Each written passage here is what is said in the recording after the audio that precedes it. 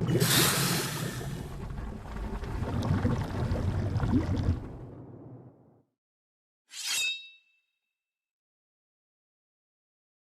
fine. All right, we're going. Welcome to Dwarven Forge Live. This is On the Anvil, episode 152. This is the show where we take you behind the scenes here at Dwarven Forge. We show you what we're working on, some of the challenges we're facing, and a glimpse of the future. This is the show where we never have any technical difficulties, and it always is well planned and thought out, and nothing goes wrong. This is the show where we get to interact with you guys. Jump in, let us know your thoughts, let us know your feelings. Mostly, this is the show where we hang out for the next 2 hours, talk all things tabletop, and enjoy frosty beverages with some friends. And I already have the first user error. I don't have frosty beverages. First stream of 2025. They almost peaked the mics. Yeah, it's every time I don't know whether the mic is too hot or if it's just because he shouts at the beginning. Hey, so what are we doing, Chris? What's going on? All right, well that looks fine now. Okay, bye. Hi everybody. Oh god. Yeah, so we got a lot to talk about. It's been a It's been like 8 weeks or something. When's the last time we streamed? the end of November. Like I think the week after Dungeons Reforged ended. Just a lot of stuff happened, and well, we're here now, and a lot has happened since then. So we're gonna be talking about the past, the present, and the future. It's a of the company a Christmas little story. bit. Charles Yeah. Dickens. But Exactly. we have guess what? The ghost of Christmas past, present, future. Spoiler alert, they're all Eli. Because we have a I just opened three Eli's dead. yeah, he's dead. Eli's a ghost. Breaking now. Play the news. last episode backwards, you can hear my death rattle.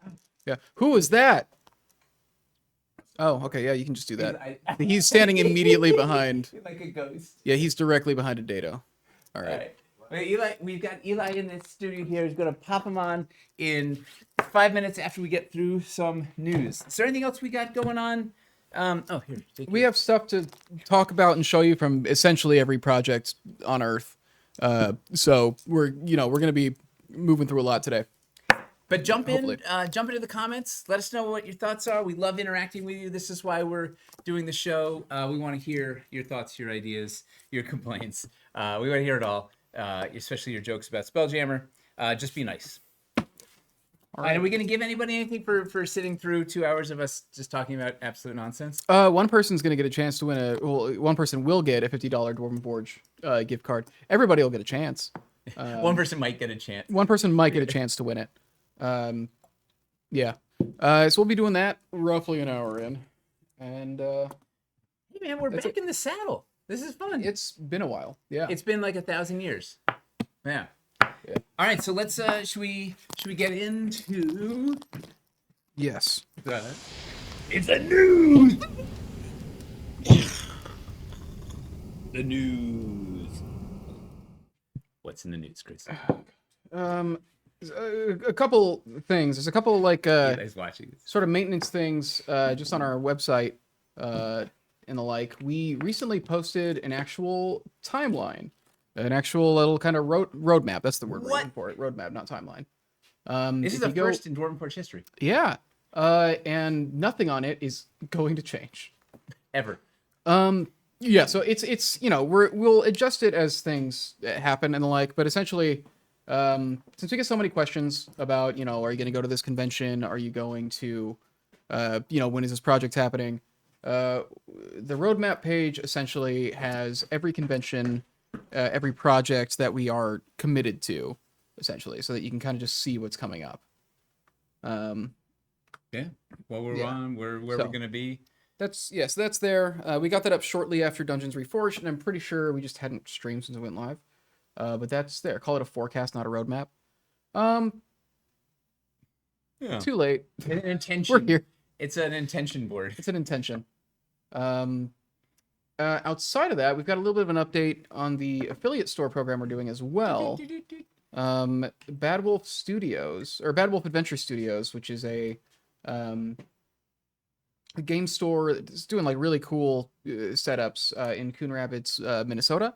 If you're by there, they recently had their grand opening at their new location. They were delayed a couple months by some unfortunate plumbing issues, last I heard. That feels relatable. Yeah. but they had their grand opening this last weekend, and so if you're in Minnesota or nearby, go check that place out. It's Crab Battle went there, posted a picture Nice. in Discord. We've this affiliate store program we're doing is essentially we're setting up some local game stores that are doing cool things with terrain that they can use for games that they run or just displays in the store or anything like that. And then in exchange, they just gotta basically say like, yeah, this is Dwarven Forge. They have like our branding up there a little bit. Yeah, that's kind of that. If you're in Minnesota, go check it out. Very cool people doing really cool games. They're doing things like they got to deal with Eldritch Foundry, Cool. where if you play in like the games, they have a bunch of in-house GMs to run campaigns and everything. So if you're always having to DM and you really want to play, you can go check that out. But they like make custom miniatures for all the PCs using Eldritch Foundry if you play in like their games there and all that. awesome. Just a very cool setup they have. I'm excited to see this thing get off the ground. Yeah, let's see. That's all that was there. So let's move into project-specific stuff. Oh yeah. Yeah, now we're gonna move into like our projects. You want to do the Starforge first? Yeah, because it's quick. And... We have a fun thing to show from Starforged. One of the only things that wasn't complete yet. We've got it. Oh, that's very Look at out of that. focus. It's perfect. Can you guess what that is? Dip it. Whoa, that depth of field is. yeah, it's shadow. very. Oh, you know what? Let me adjust the settings on this camera. Oh, it's also outside. It's on auto. Yeah. Ah. Now I look like a ghost. There we go. But the main thing is now it's gonna be Yeah. consistent. So this is our big beefy Starforged challenge coin that you got if you followed the page before we launched, and or you could buy it once it's done. And it's awesome. And Yeah. Felipe did the original art. Eli did a whole bunch of cleanup, turning it into STL. Aaron T, 3D scanner guy, did a whole bunch of tinkering to get to work, but it's really cool. Aaron Painter. Oh, also Aaron Painter was art directing the thing, and yeah, it's a heck of a project to make a single coin. But it's big, it's hefty. It's what 4 millimeters thick. It's like it's awesome. You should enjoy it. It's our first time working on something like that, so it was I assume probably just a really fun challenge for Dev. Yeah. Well, it greased the works for the dungeon coin. Yes. So. Just wanted to make a cool collectible. And yeah, hopefully those of you, Mission accomplished. if anybody there is into coins, there you go. Let's see, what else do we have? If you haven't heard, Lowtown is shipping. Some of you already have your sets. I think the first ones got delivered yesterday. We did kind of a small batch over the weekend so that we could test and make sure that the shipping system was working. Things were getting through to people. We have a new shipping system made for this that needed to just get the kinks ironed out. And it seems like, well, I mean, the stuff's getting to people. So according to Eric, we have 86 shipments are going into the system tomorrow. They probably won't all ship out tomorrow, but they're in the process, and then a bunch more, and by next week it should be at full steam ahead. So hopefully a bunch more of you will be getting stuff like by early next week, or however long it takes. But it's going to start going through the system. Bum, bum, bum, bum, bum. We're going up to full speed, and the last container, the fourth container, is supposed to finally get to the warehouse tomorrow. It's been getting the containers from getting to port, getting to the thing. Like that first container was like delayed for 2 weeks. That was the issue. Like we missed the Christmas window just because like it was sitting at the dock for forever. So but that last container comes in. They're going to inspect that first thing next week, and that has the last of everything. So that's mostly districts. Like it has all the sort of the big sets, battle boards, and districts and stuff are in there. But we're it's cooking. So by the end of this month, all of that should be really well underway, and including international. And, we're cooking as fast as we can. Yes, but it's happening. It's gonna be just picking up steam and going out more and more. If we have time tonight, can we go over the half-length peg situations? Sure. Yeah, we can talk about that. Should we just talk about it now, or like just explain? Let's get Eli in, because okay. we're gonna Perfect. The last other thing is just a reminder that the Dungeons Reforged Pledge Manager has around 2 weeks left. If you haven't finalized your pledge, get in there and do so. If you missed the campaign but you still want to back, you can still have access to all the sets and everything. Oh God, what is the thing for it? There we go. Dungeon. Yeah, go check that out if you wanted to. Hey, and here's the other thing on. So the pledge manager is closing at the end of this month because we've got to get the order in. But if you have reservations about pledging because you're waiting on your Lowtown stuff, drop us a line at customer support, and we can hold it open for you. Like, keep a little window open for you. So if you want to pledge in Dungeons Reforged, but you really want your Lowtown stuff in hand, let us know. We can like hold a spot for you, not indefinitely, like but we'll give it. We'll try and make it all work so that you can get your stuff. Maybe if you live in the Antarctic or something, it might not work out. But fundamentally, if you get your stuff in February, you're like, okay, yeah, this is awesome. I'm in. We can get you. Zanako says they received about 140 pounds of Lowtown today. Boom. Love to hear UPS guy was not amused. Somebody really has to stop us. We can't be shipping packages this large around the country. Let's see. Wild. Does the last container have both art textured battle boards? Yes. Yeah. Would you be able to buy districts in the store? I think we're not entirely, probably at least whatever at the we have beginning. left over. Yeah. I think the idea, we're still talking about what we want to keep like long term. I think we can definitely say that we're not going to keep bundles for every landmark and district in the store indefinitely because that's just too many. But we will likely keep some of them as bundles, the way that we have bundles set up on the store. Some of the ones that are like very popular or kind of cover other bases. If there's one you really want, I suggest buying it the second the stuff goes live on the web store, because we can't guarantee any of those, especially the districts. Yes. The landmarks are a little more likely, but I don't know. I think a vast majority of those are not gonna be an evergreen thing. Mm-hmm. But we will see. Yeah.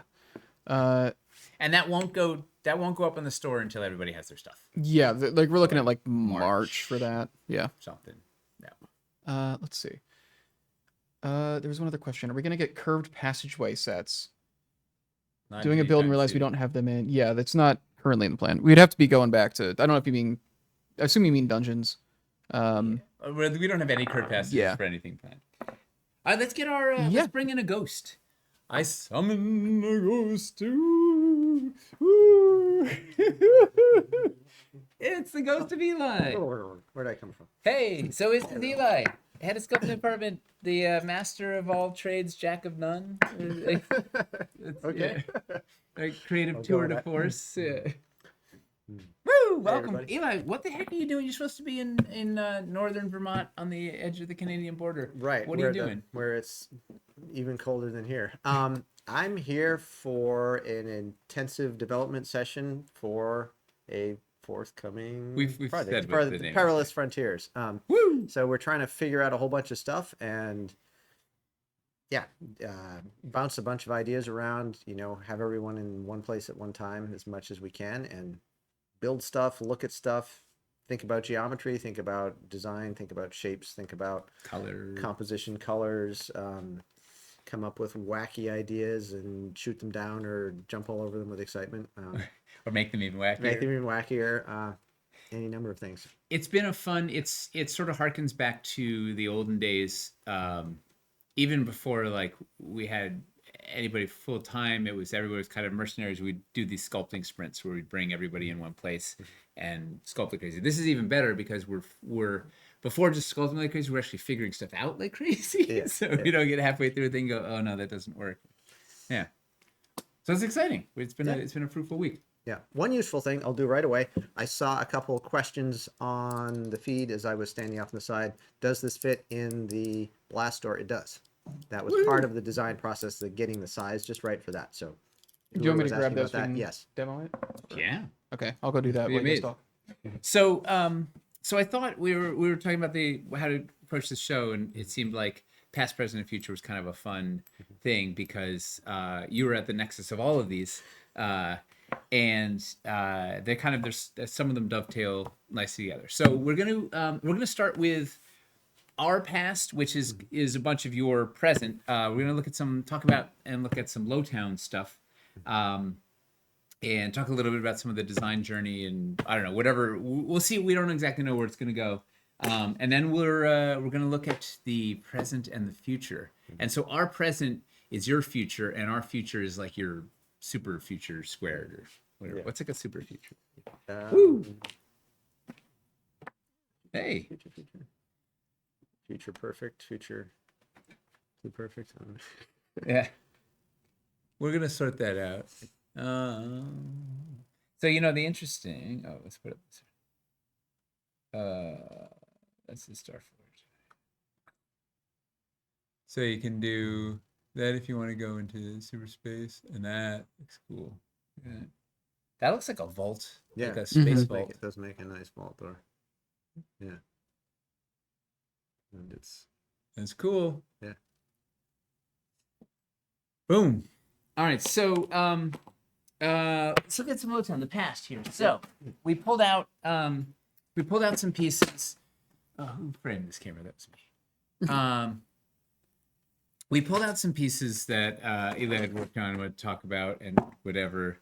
Want to start here? You want to start parquet? Where do you want to start?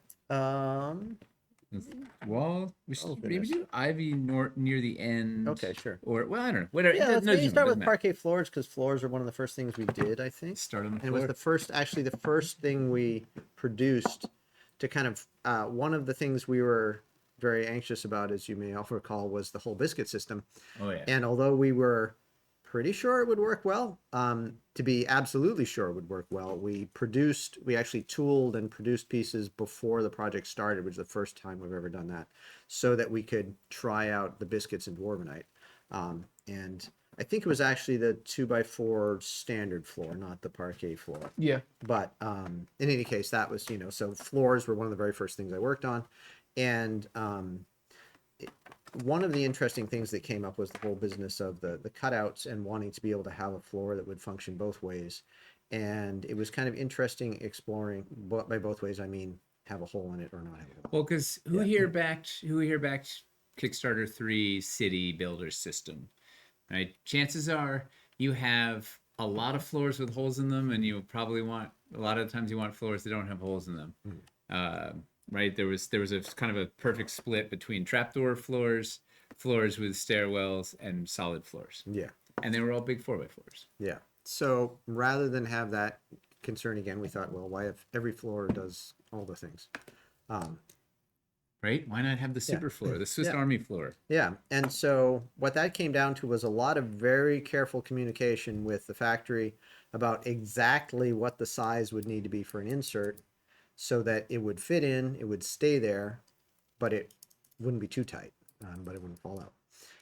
And it turns out that I was working on tolerations of about a 64th of an inch to get it, exactly within the right range. It had to be like about a 64th smaller than the hole on all sides. So which is right about the level of precision I can comfortably do something with monster clay by hand. Yeah. By hand. And it's not a computer.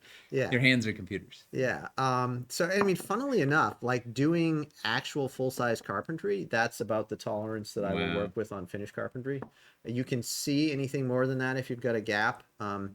So, I mean, it's more like a 32nd, but it's like a 32nd strong or shy. So it's very close to that. Now, this is probably a little more precise, but anyways, so that's what we did. We've got this insert. I'm going to try sticking one in here, and it's probably going to fit pretty tightly. Well, according to Jeffrey, these pieces fit together so well, my wife had no idea that they were actually two pieces. I put it in backwards because you probably want the parquet side. Well, I put the parquet side correct, but there's the pale one and the dark one. That was a fun process working out the best color scheme, which was mostly Aaron's doing. But it was fun sculpting the parquet and imagining anyone that's painting it themselves. You can go nuts with the wood colors and the design on that. So I just kind of imagining the fun people will be having. But anyways, yeah, it works exactly as intended. So I guess we got the sizing right. That's cool. Yeah, this is my first chance to get to play with most of these. What's it like having, getting to actually handle the final factory finished pieces, like going from concept to sculpt to a thing that's produced in a large batch. Like, It's super exciting.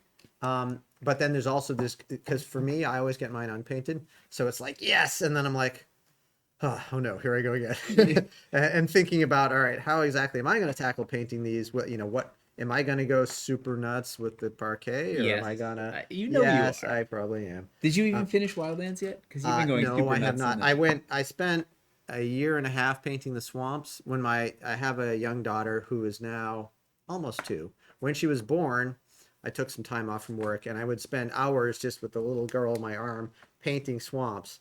I probably spent upwards of 400 hours painting my swamp set.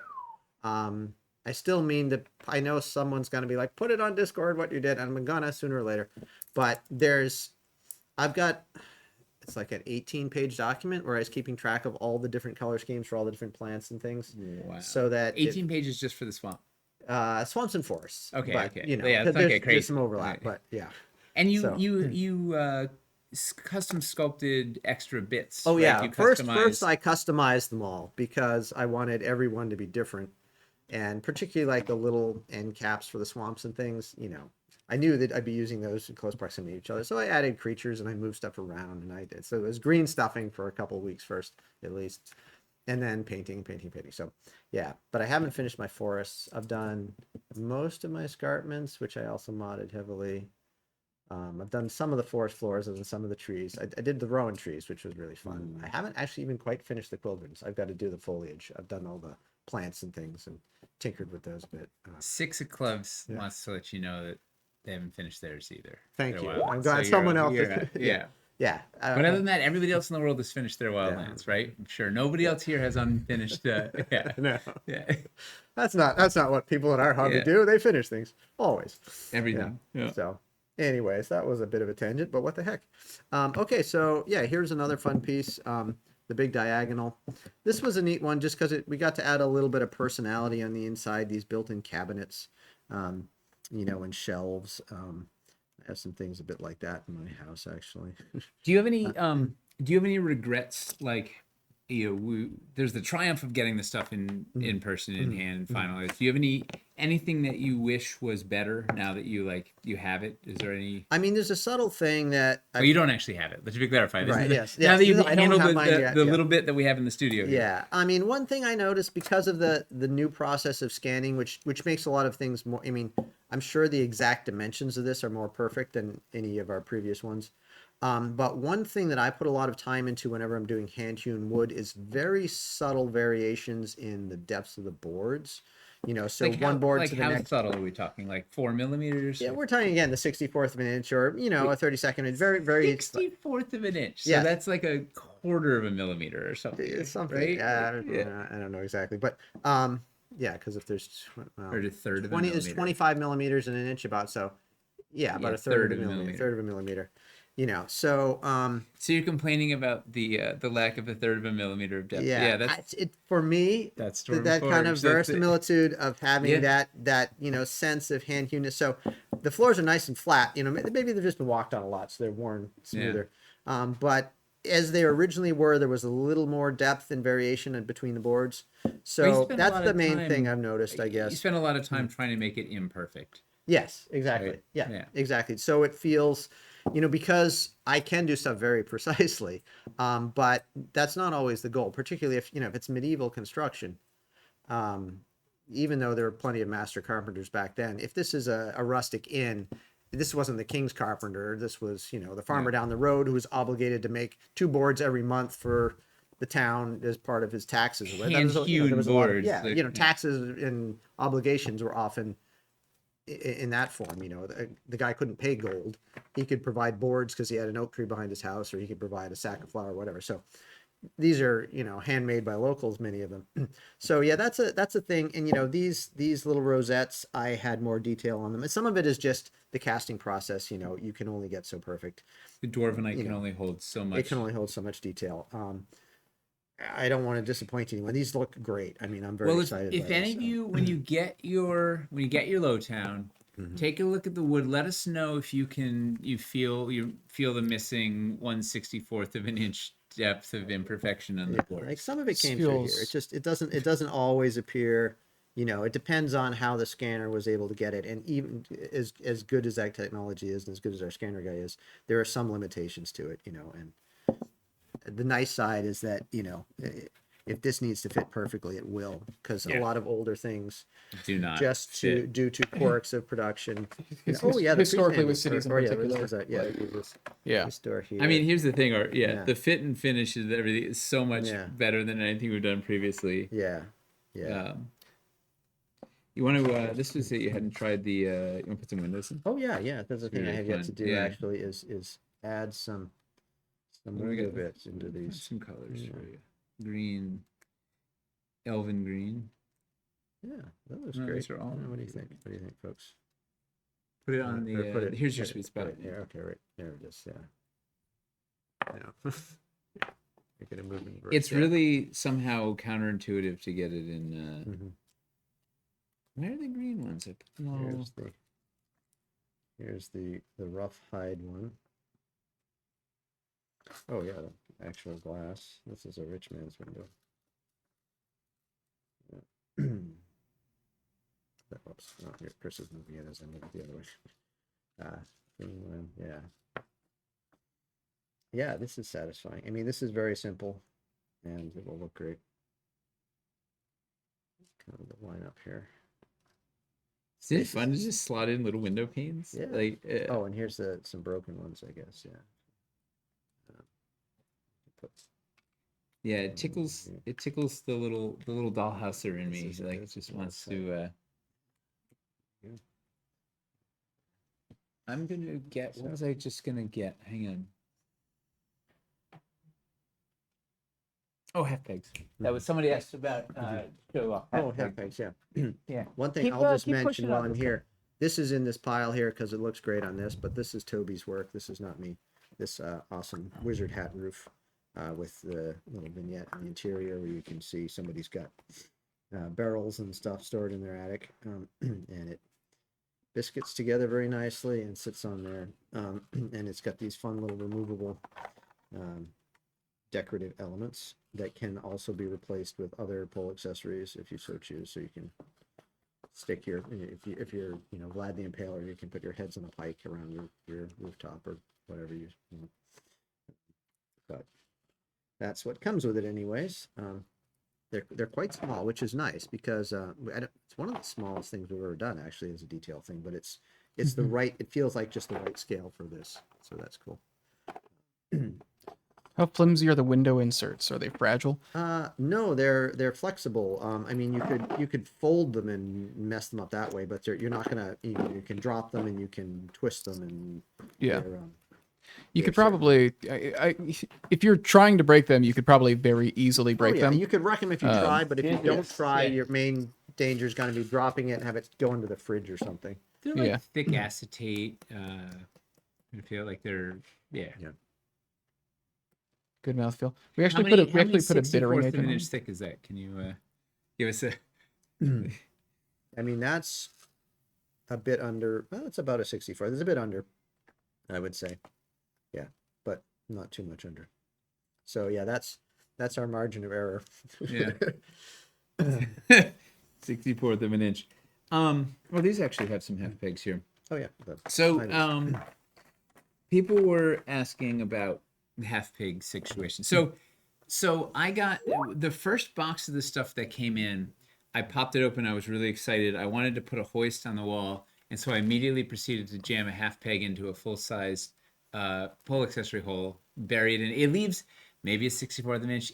The half pegs are about 60% the length of a regular peg, but it's enough that if you stick them into the hole, there's like half a millimeter sticking out, or it's like maybe you could, with like the sharpest needle nose pliers, maybe you could get a hold on it and pull it out or whatever. But I was like, oh boy, we better definitely tell people, like, if I did it right out of the gate and I should know better, because I've usually like people who've never handled it before might be in trouble. So the only thing to really worry about is like if you're questionable about any hole, just test it with a full-size peg first before you stuff a half peg in there. And my other recommendation is you can probably just glue a lot of these pegs in. Yeah, I would think like ivy. Like there's no. Well, Yeah. I mean, you might want these crawling across the ground, I guess, but I mean, our theory was you get more flexibility if we don't bake the peg in, but Yeah. like you could just glue all your half pegs in, Mm-hmm. you know, if you don't want to just go around sticking pegs into every hole just to see what's what. But also, I broke down in the last update. You should read the last update. There's like an important news section. Chris is dying over here. He's like, so Chris's search history is flashing before his eyes. So there's only a few spots to take the little half pegs, right? They're only used for the facades, for lateral connections on the roof, and for the roof ridges. Did I miss one? There's I can bring up the update just to be yeah, safe. I think that was it's it. But mostly facades, right? In the roof bridges, facades, and you can do lateral connection. There's soffits, right? So, but fundamentally, just like I would recommend taking the like these roof ridges, just glue your little half pegs in, and then you don't have to worry about it. Because that one terrifies me is the tops of the roofs. Where the heck did I put the bucket? They So take full the peg. tops of the roofs have full-sized pole accessory holes so that you can put any pole accessory you've got into the roofs, right? You want to be able to accessorize them. However, the roof ridges were originally going to have the pegs baked in, but they're not enough by the design. There's not enough material to bury the peg all the way. Like it needs to go in deep enough that there's enough. There needs to be enough material to grab. So these weren't deep enough to have the pegs permanently fixed. Although I guess we could have probably glued half pegs in. Maybe on the next production run we do that. Because I'm terrified that someone's gonna. You do not want to put a half peg in the tops of your roofs because then it's gone.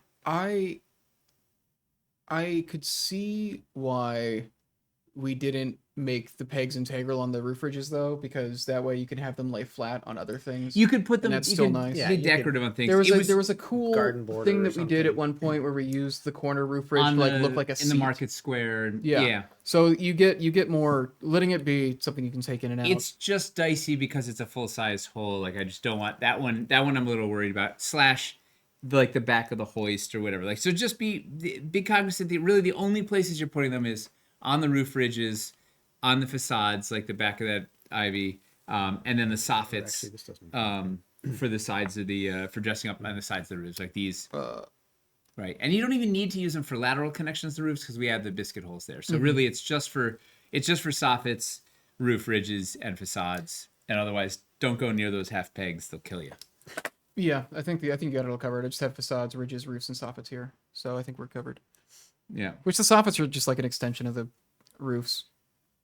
So it's. I don't think anybody's gonna have peg trauma, hopefully, but if you do, we tried to warn you.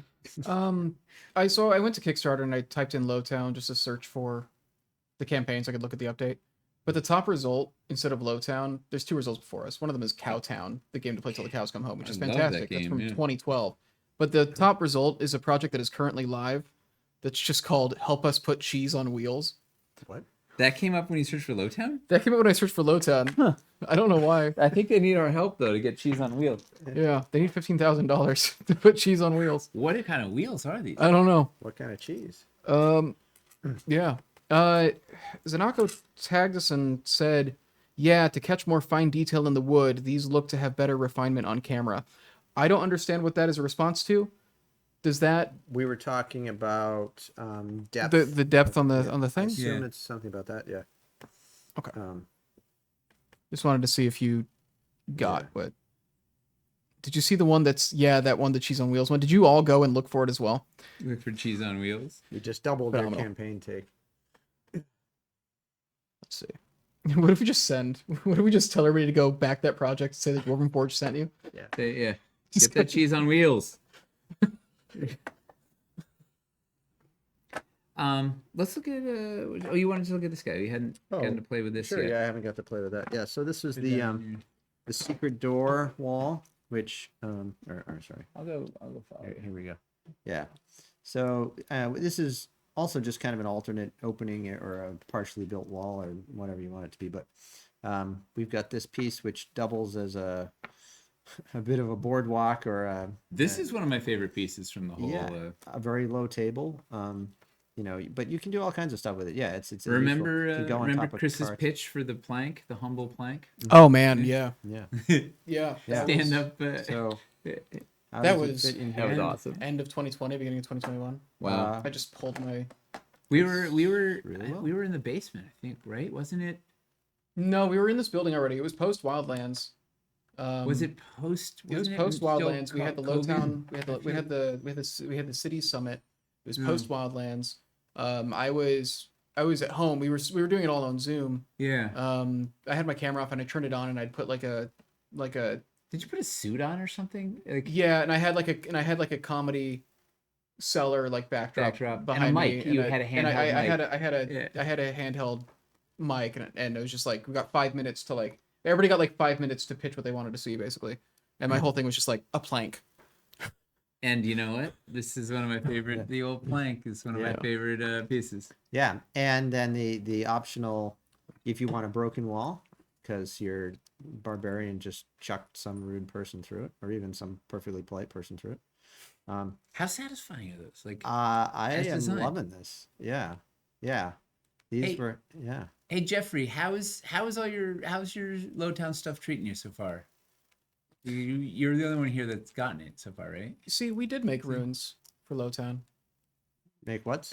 We did make runes for Lowtown. Ruins. Yeah, right here. Yeah, here you These go, two right. pieces. Yeah, or here it is like somebody headbutted it, not quite hard enough to go all the way through, but you know, here's how that looks from the other side. Zelda wall. It's totally a Zelda wall. You just see the cracks. Yeah. Yeah. Or yeah, you can have it even. This is maybe a secret door that looks like it's just a cracked wall, but when you hit the right button, it hinges.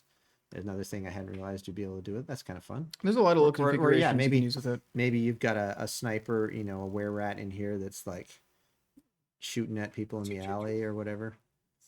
These are fun. Yeah, or you just have it floating on a lake somewhere because some boat went down, and there's a clue. You know, you've got your 4x4 swamp build, and somewhere in a corner there's a few of There's those junk. things. And someone finally, depending on what your PCs are like, either within 15 seconds everyone's on it, or like 3 days later, the third time you're finishing the encounter, someone finally looks over and is like, "Hey, what are those?" How Which is hard, more my like, group. That is hard to detect. Like, players are gonna have a hard time. Yeah, if you have a whole alley full of that, you know, or a whole city full of that stuff, it works. And this Jeffrey. even- sorry. Oh, that's a good note. So Jeffrey says stuff is awesome. He got a dud dormer. Report it to customer support. We'll take care of you. And the biscuits on the back of the straight roofs are really hard for whatever reason. Yeah, the biscuit slots on the straight roofs are probably a 64th of an inch too tight. Here, you know what? We can live on camera. Here you go, Eli. No pliers. No pliers. Good All right. luck. Back of the. All right. Back. to it. I'll tell you my trick has been I use two of them and push them together because It's murder on your fingers. so. Yeah. That's the I one used to have biscuit slot that's been killing me. Sturdier fingertips from when I was a full-time carpenter. Yeah. Which, So you might be able to get I away mean- with not using the biscuits there with some of these builds. You use the pegs or something. Okay, I got the top one in. Hey, look at that. Sure, And you can can come push the other apart. one Oh, too. the and The then smaller, off the you go. bottom one seemed like it was even Yeah. a little tighter though. Yeah, so it is challenging. All right, let me just do the Nate technique here. Oops. Might keep on a bike once in a while. The ivy facade is also compatible with other peg accessory holes. Yes. Yeah, it's the same. Yeah, it's that the could go- same peg that we use in a lot of places. Yep. So most of them are vertical, but I mean you could put it on a rooftop, for example, if you wanted some ivy Crawling. flying across or like just running along the ridge. Yeah. You know. You can put them in any pole accessory holes. They will fit. One thing I would say about this, you don't have to do. In fact, probably You don't don't have want to to do do both, both no. of them. But supposing you do, It gets a little easier if you once you've done. yeah, like, once you've done it once or should- twice. So yeah, I mean it's you know, it's Yeah. not for the faint-hearted, but it's certainly doable. Yeah, at that. Yeah, It wasn't there so you go. bad. Yeah. Look at those carpenter fingers. And Pliers is my other go-to. Like if I run into Sure. trouble, I just yeah, and of course, like you don't have to take this apart every time, but also if you leave it like this for a month and then take it apart, it's going to be easier to get those things in next time, probably. Ooh, we had a good. Let's do it on camera. Wilderness Encounter has a great question. Does the ivy fit in the holes in Titan's tooth? Should. Right? Yeah, it should. Per Yeah, peg- these per peg are holes the is same. We only have two sizes of peg holes. We have the ones in basically the corners of the city builder buildings is almost the only place these are that hold the corner pegs, the corner posts, and so on. Oh, this is so And then we have the exciting. small peg holes on our pole accessories all over the place, including the ridges, including Oh, this is gonna be the good. Titan's tooth. We haven't done this yet. yeah. This is Okay, the so first. yeah, here we go. Ivy coming down the Titan's tooth, just like that. This, Yeah. You could probably have some like hanging off the sides of like the KS6 docks too. Then. Yeah. Look at that one there. Yeah. And there. And, And and this, well, it's not super flat, but you could have some of this growing in there too, you know. oh, that is gold. That is gold. That was a good idea, Wilderness. Yeah, and I mean, you might even have some growing along the top if you Ivy. wanted extra IBE, Yeah. if that's an It's really good. acceptable adjective. Yeah. Oh, let's do one last. So this is maybe the piece you're most proud of from. Yeah, it was certainly, I would say this was the most work. I mean, some of the big, like this was a fair amount of work, but I would say this definitely because this went through so many iterations, so much tinkering. Oh yeah. This was the original genesis of this was wanting a medieval style treadwheel crane, As one does. which I designed like 6 different times. And we finally just realized that was going to be too expensive. Well, But- it was like 12 inches long. It was Yeah, huge. you know, was because like it was a fully functional medieval treadwheel crane that could pivot and you could, you know, the whole bit. Would have been awesome, but it was not in the cards. However, water wheels are actually probably more common and more useful. And so this, and then this one, what was interesting on top of that was getting the dimensions exactly right because we wanted it to fit within 2 inches. We wanted to be able to put a mini with a 1-inch base in here so you can, you know, if you're using it as a treadwheel, because you could also still, in its current form, you can still use it as a hoist. So you can put a rope around here and you can have someone in there walking back and forth to hoist stuff up. You can just run this, you know, this rope out over wherever. So it had to fit 1 inch in here. It had to fit between 2 inches, and I had to make the whole armature. I mean, it have to, but I preferred to make it digitally so that I had a very exact armature. But then I had to be able to cover it with green stuff, analog, to do my hand sculpting magic on the surface. How many 64ths of an inch of green stuff are we talking? I mean, we're talking less than a 16th in many places. You know, it has to be thick enough that I could dig in a bit, of course, and do my, you know, you want room for your beetle. And Look at that! Look, they got the paint on the yeah, beetle. yeah, It's they did a little, nice metallic green beetle. Every time he goes around, and whoop. Can somebody who got the wheel print out a bunch of decals to slot numbers into each of these things? Make Be it like a the roulette big wheel. wheel and Price is Right. Yes. Somebody could, Yeah. yeah. I think you've got 12. I think you've got 12. Yeah. So Jeffrey's spots. reports are coming Or in. you He could put- love the scaffolding, Yeah. love the market stalls. The canvas toppers work really well. The tool wall is more impressive in person.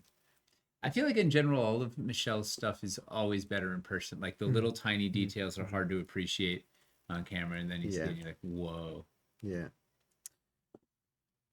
Also, everyone's speculating that Ivy is gonna fly off the shelves when it hits the web store. we Ivy did was like our mark- bestseller to begin with. So post Lowtown, as we were looking at it, Jay asked a couple of us what we predicted were going to be really high sellers, so that we could try to like lean towards ordering more of them for the web store, for overflow. And Ivy was in like the top category of like, we're going to want a lot of packs of these. So hopefully This is after Ivy was in the top 3 or something. Yes. That's so, like, yeah. Yeah, so hopefully there'll be a good amount. We still might sell out of it day one, who knows? But like we should be ordering a good amount more. We should have a good amount more overstock than we had when Wildlands hit the store. But we'll see. Yeah, and that does my heart good. I loved the ivy was really fun, and there's going to be more ivy. What's your process for like attacking 600 leaves or whatever? Like how many like I mean, it requires flip just it a around certain for the amount of camera? certain amount of patience and just kind of enjoying the process. I mean, before I start tackling the leaves, I spend a fair amount of time getting the shape, both aesthetically pleasing, plausible based on how the vines might be growing. I look at how it's going to work with other ivy shapes. In fact, the new round of ivy that you'll see some of in a bit, I spent a lot of time. Actually, again, I did in this case digital mocks and also paper mocks, so I could match them up with all the stuff we have so it's complementary, so you can get as many different ways to put it on the side of a building as possible, which will be more evident when you see the newer pieces, that how that the variety is going to give you fun stuff you can do. all those But leaves? yeah, It's like- but then so so there's no after little stamp or anything you have. I Is am there, not using a like, stamp. No, I do everyone individually. I've experimented with stamps, and the thing is, they're never clear enough, so you're always gonna have to retouch it anyways. And then you're kind of, it's like starting with a half-made thing that's a certain size, and I'm just it's better to probably just faster. do it all It's better to just from do it all. scratch? And that way I can do the odd one that has a little bug hole in it, or just as I work around the side of things, figuring well, because like this, you get a few kind of, even though it's a pretty flat piece, depending on how the lighting is, there's some interesting shadows and stuff going on. So yeah, I mean, it's a nice, in a way, a nice antidote to kind of intensive geometric stuff where you're thinking You constantly mean about the polar opposite of this, yeah, right? yeah, Where or everything is straight lines and like yeah, going for symmetry and whatever. yeah. And so while I wouldn't want to do this day in and day out for months or even weeks, probably, doing Ivy for a few days is kind of fun actually. So yeah, there's a And bit of a people zen loved it. to it, you It's just yeah. kind of so and it's also, this is going to be fun to paint because Yeah. if you look at real ivy, in the fall, often some it gets beautiful reds, so you have options there. You could make it brown and dead for the vampire mansion or whatever, where it's withered due to necrotic influences. Who just said they have six packs coming and they're gonna try a bunch of different paint schemes? Like yeah. Well, I'd love to see them, definitely That's post them. Realorette. Yeah. Oh yeah. Yeah, because Some humor prawns themed. yeah, you could do some Shimmer Prawn Ivy. fantastical stuff. You could do it like really dark green or sort of pale yellowy, like it's get bad nutrients or whatever. Yeah, so yeah, There's another fun. okay, yeah, another this fun was guy. another fun one. Yeah, this one there was another kind of interesting puzzle because it wanted to be to look plausible. Here we go. In a second, yeah. Look like it has a plausible sway to it, a bit of uncertainty, like some of these ropes are just a hair frayed, or some of these boards look like, why is that one just hanging a little low there? Is that this too loose here? Is that going to give out on you? These, if you look at the ends of the logs, some of these are a lot thicker than others. Again, this is definitely, this shows the kind of the handmade nature of this very well. And You were trying to be really ramshackle with this, which like, is that was great. the- Which is yeah. great for this Danger. piece because this is this is not the Lord's way to go from building to building. This is the thieves on the rooftops. The Lord's way. Yeah. We got a big cable on the bottom. That's a big, Did you hand use? winded Did rope. you use wire for that? What did you do for that? I feel like there was I something- believe this is just hand sculpted rope, but inside of the There was original wire. epoxy was wire. Yeah. So I ran a couple. I actually just grabbed some 12-2 standard electrical wire, stripped it off. That's what there was copper wire in Yeah, this. so, Yeah, that's yeah. what I remember. Yeah. And then I did a rough coating of green stuff. This was definitely an epoxy piece rather than a clay piece. And then added the boards and then added the ropes. So my it's kind of favorite, like my favorite at least 4 levels of. bit is how you broke the inch marks are the uneven boards. Maybe it's Yeah, the yeah. camera say- right. So like their break at these breaks are for the 1 inch marks are just built yeah. into the So you the got a little bit of ramshackleness grid of the in there. board. It's so good. Yeah. Like such a subtle, like once you know what to look for, exactly, you can totally get your squares, and then it's like it's really well hidden. Yeah. So yeah, this is a fun one, and Do you Looks when great you on all do these. when you do wood grain Yep. that wraps around like this, right? We can see the end and then we can Yeah. see the sides.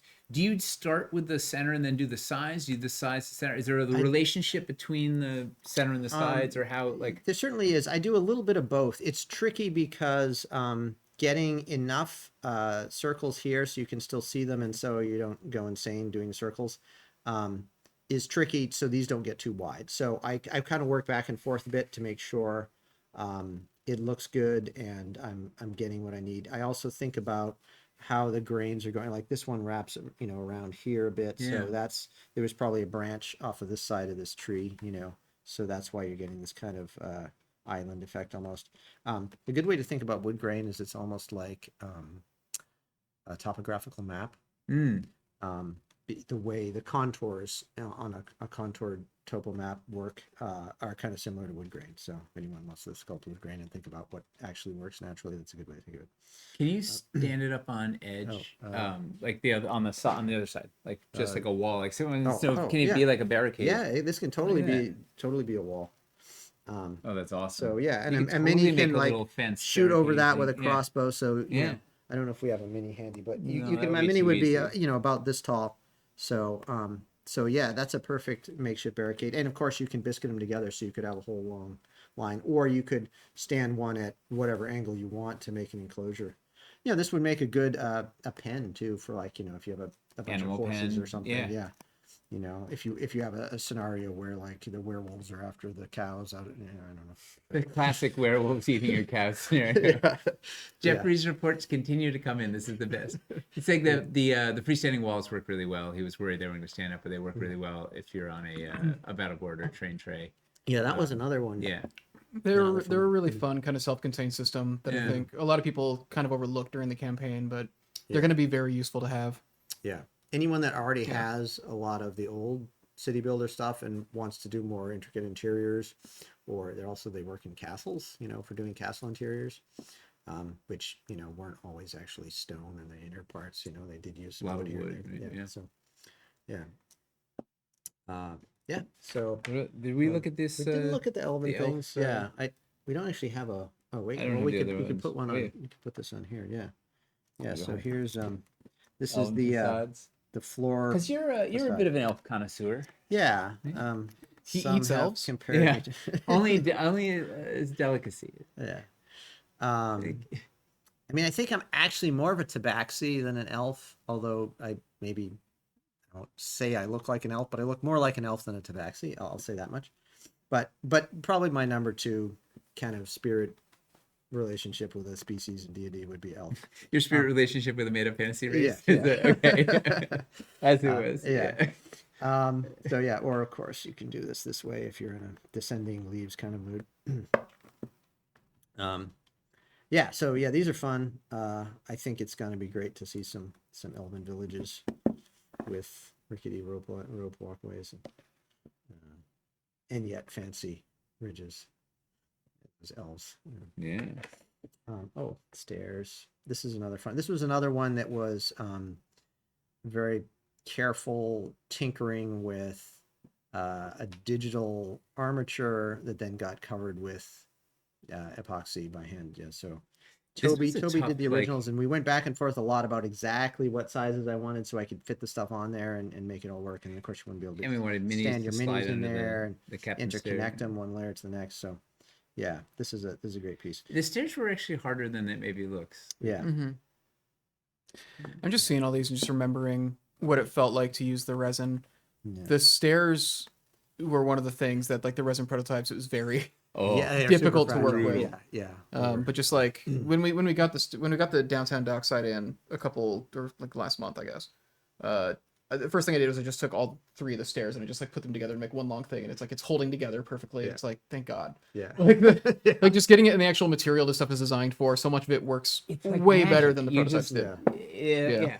Yeah. It works as design. And like even though we mostly know we're like 95% sure it's gonna be great, Yeah. there's still that last moment you're like, what if somehow it's a little screwy? Yeah. They got the recipe a little off on that, and it's whatever. So always very gratifying when you get to You know what I mean? You could do. You Jeffrey can make was kind of fun- asking, how do you hold up a second-story dangle room so without it without it doesn't bowing or bowing, bowing, Bowing? bowing.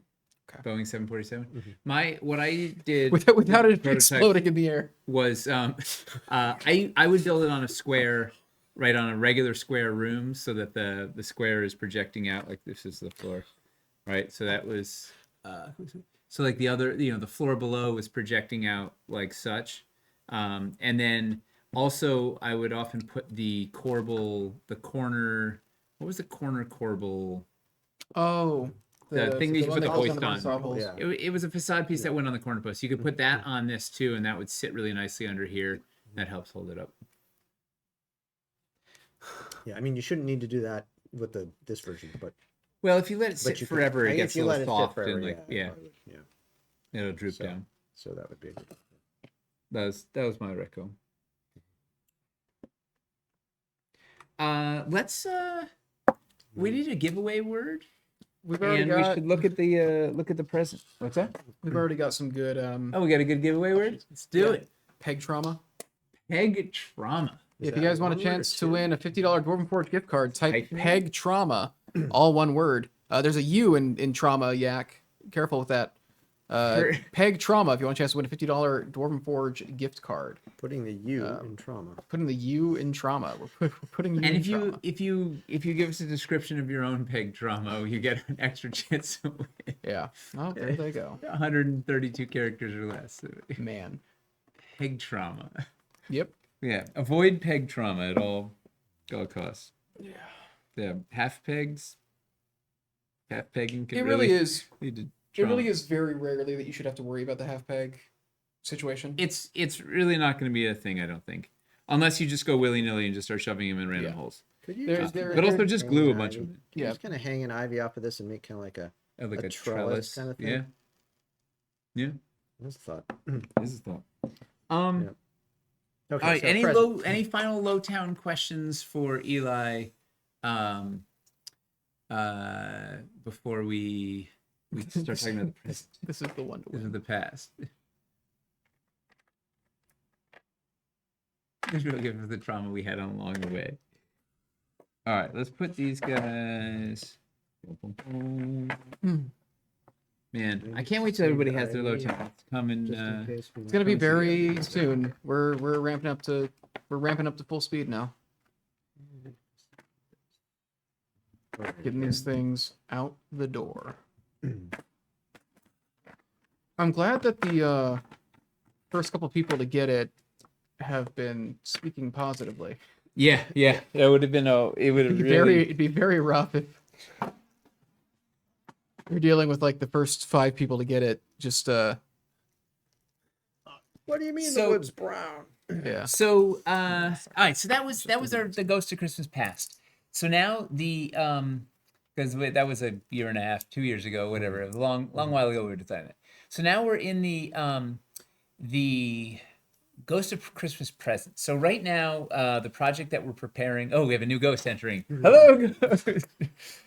We're working on Cities Reforged, which is going to be in the spirit of our Reforged campaigns. We're gonna go back in, remaster, reconfigure the rest of our city stuff, as well as add. We have a bunch of pieces. We have upwards of 24 pieces coming in. We're remastering the Imperial Streets. We're cleaning up some of the Tudor. Most importantly, we're going through all those old City Builder System packs, and we're reconfiguring so we can get stuff in the same ratios as the Lowtown stuff. So same ratio of posts and walls, and splitting Fieldstone out from Tudor. So if you want LED walls or magnetic walls, you can get those just in Tudor. So it's going to be awesome. It's going to be like May, June, something like that.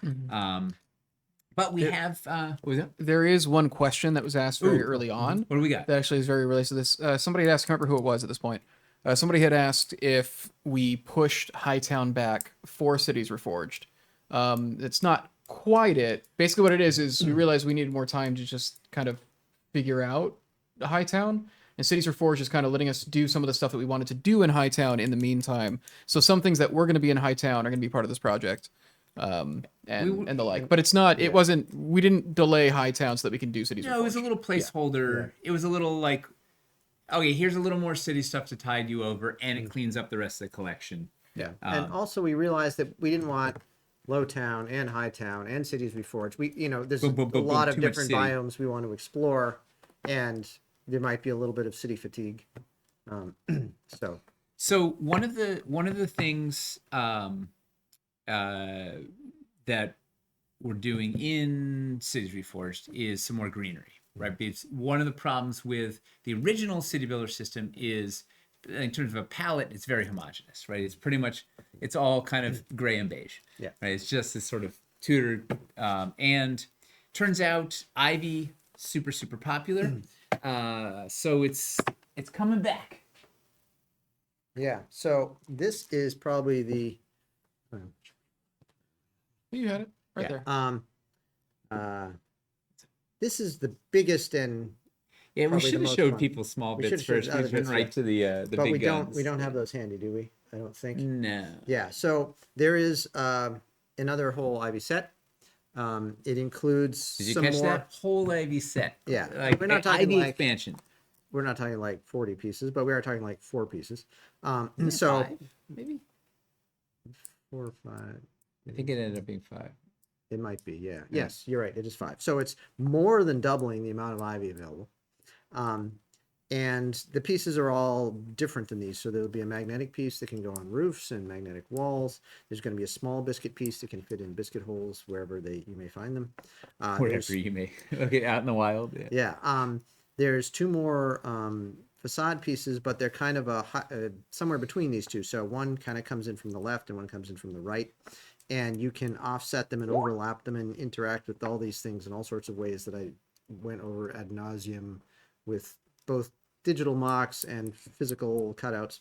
If people, we should have, in retrospect, we should have gathered up a bunch of that. I mean, there was not enough time to prep the show, but like we should have we should have gathered up. Maybe we will for a future episode. Some Like images, the yeah. amount of just so you understand sort of the amount of thought and time and effort that goes into these things. Like before anything gets sculpted, I mean, you must have done, 50 or 80 different Ivy pieces in various forms of paper, sketches, digital mocks, like just really sort of exploring what's going to be the optimal way to do this with the least number of pieces possible, maximum impact, maximum whatever. Like it was a lot of fiddle, like literally cutting stuff out with paper and putting it up against existing buildings, playing with other Ivy, messing around in 3D and like doing like, what if we copy that out 10 times? And like, it's really an enormous amount of time spent trying to make organic shapes that are going to be useful in a bunch of ways. Yeah, if it goes next to this one, can it have a little jut out here? Well, if I put the jut out there, does it? Sorry. Okay. Yeah.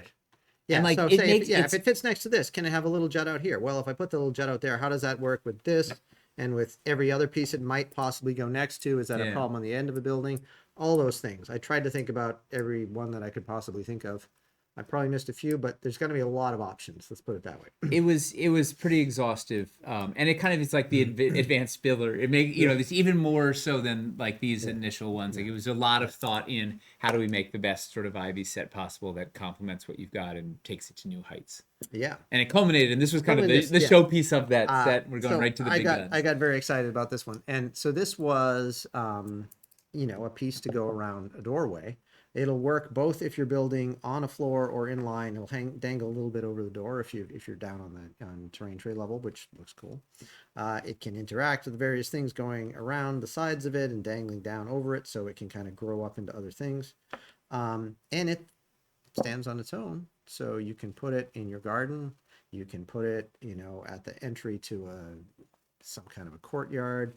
You can put them maybe thorn mazes. You can put them with all the thorn mazes. Exactly. This can be another piece that fits into that system. There's a little teeny leaf hopper clinging to the back here, which the people that like tiny critters will appreciate.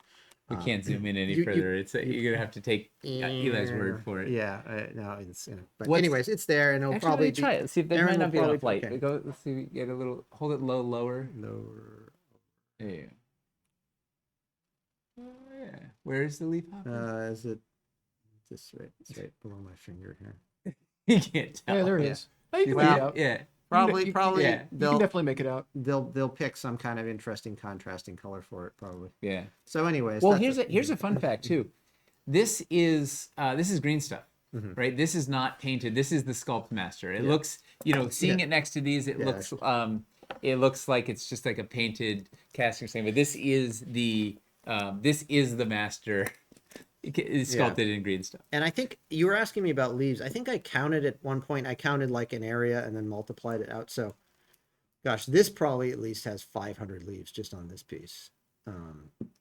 So yeah, yeah. But I thoroughly enjoy. This was a fun to make, and I'm really looking forward to using it myself and seeing how everybody else does fun stuff with it. So. And classic, I feel like kind of classic Dwarven Forge fashion. Many people would stop. You would do the front, say, okay, it's a facade. We put it up against the wall. If you're done, but no, Eli's like, we're gonna completely sculpt the entire back too, so it becomes a piece you can use freestanding anywhere. Like, let's give people all the options. That's a labor of love. Like, look at this thing. Yeah, it's bonkers. And you might even often use them back to back, so it's a little more stable. But in case you don't, or if you want to do them like offset, that would be kind of neat to have like a zigzagging row. So everybody get like 15 of them, and yeah, look I cool, think but- it's gonna be. I think it's gonna be a nice addition. so hopefully you'll like it as much as I did. Hey, let's roll this giveaway real quick. Oh yeah, last chance for some peg trauma. Rhyme 41. Woo! Congrats. Rhyme 41. Congratulations. Going to Congratulations. All right, this is gonna get people really excited because this is a Oh, yeah. twofer. This is a double whammy. Mhm. This is yeah. Okay, so more greenery. Not So first of all, what talk to me about why do you sculpt on a weird piece of upside down Tupperware? it harmonizes with my inner Gets you vibes. key like lined up and yeah. Now this is how we ship these things, so that the clay doesn't get squished. Because although this is pretty sturdy, this if you bump it with your fingernail, you'll ding it. Whatever. So you don't want to put it. Yeah, in, you don't want to touch this clay. This is Don't want to put it in a box that UPS can fling around and stomp on and whatever, which they do, without some kind of protection. So I screw the bottoms of the bases onto a Tupperware lid and put a Tupperware over them and duct tape the heck out of it. yeah. So that's why it's like this. So it's still screwed to the lid. Still We screwed just to the leave lid, it like we don't mess. So what have we got here? First of all, another kind of greenery would be nice to have in your nicer cities, your good aligned cities or your druidic cities or what. Not that druids have a lot of cities, but you know what I mean. Is trees. So it's hard to integrate forest tiles into trees, or even stump lumps look a little weird sitting on your sidewalk. But you might have a planter in your sidewalk. So this piece uses our new, or a variant on my new pattern for the cobblestone, but it will also fit into the sidewalks of the existing, the old streets and sidewalk system. And it's a stump you can put your trees on. So there might even be a new tree to put on it. And what's fun is it works in line, right? So you can build it in line with your streets like that, or you can use it scatter style, so you can put it anywhere you want. Yep. And you lifted some of the geometry from a piece Toby was doing that we haven't shown yet. So there's some like really nice continuity. Yeah. So this octagon here is kind of echoing something else you'll see happening in some of our other pieces. And and I chose to do cobblestone rather than like something similar to the old sidewalks, because basically this is just more decorative and more upscale. And I felt like you might see a fancier planter in an old sidewalk, but you're not going to see an old sidewalk planter in a fancy cobblestone area. So it made more sense to do it this way. Also, it just looks better.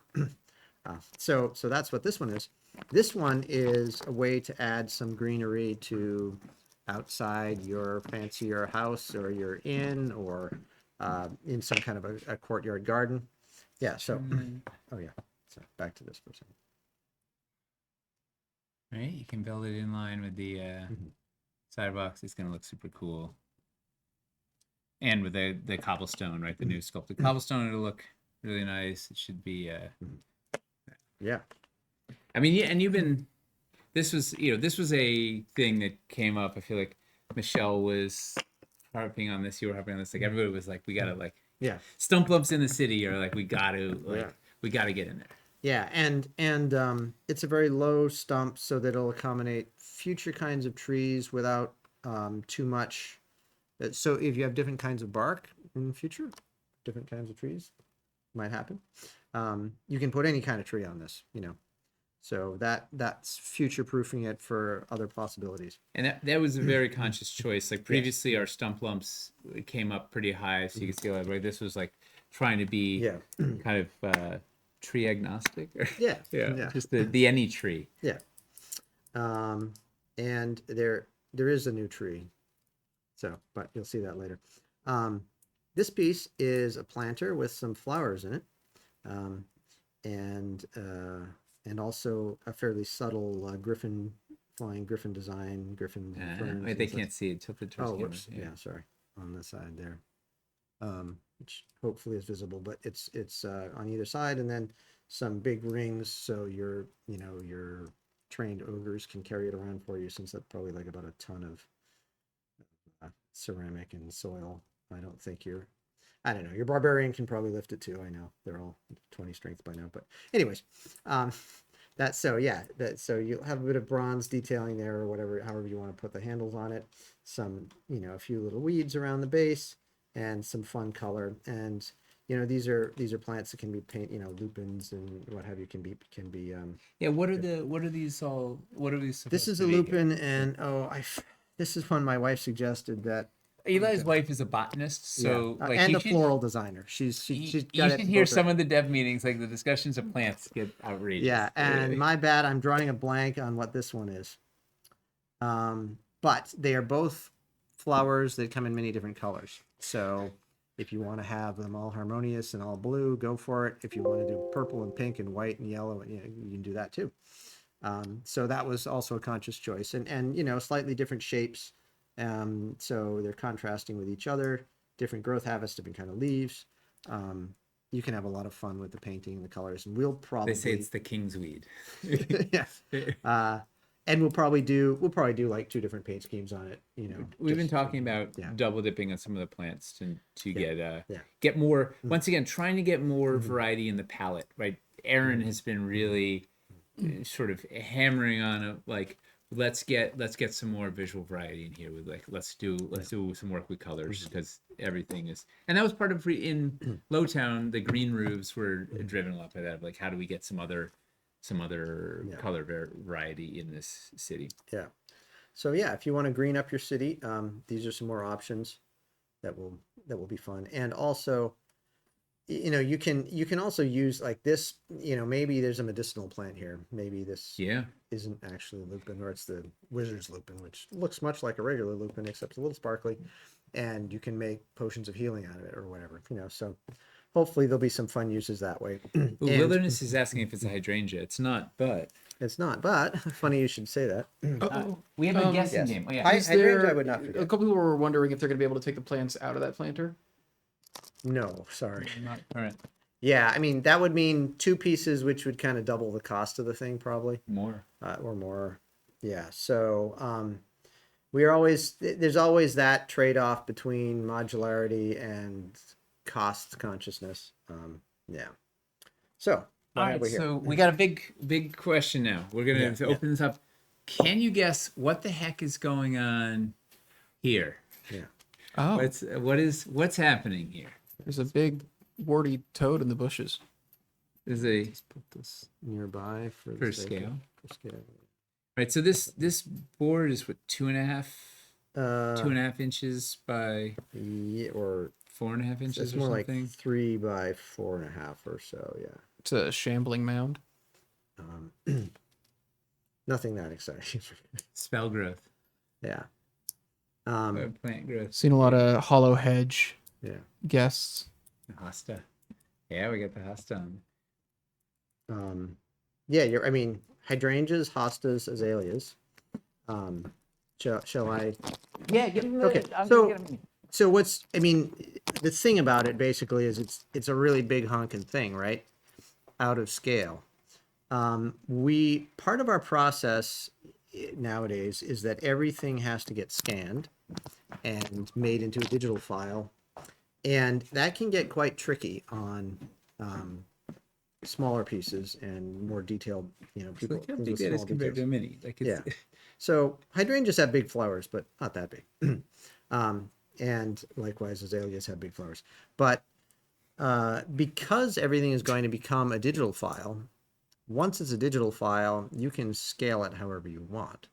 So we decided, by way of experiment, in the interest of capturing better detail, that for this piece, I would sculpt it oversized, and then we'll reduce it once it's digital. That should allow us to capture even more detail than we typically do. And so this is actually going to be half the size, or maybe even a tad less, because it's even 2 inches long. It's still a good size piece. We'll see exactly. And still be something you can probably kind of duck down and hide behind this part.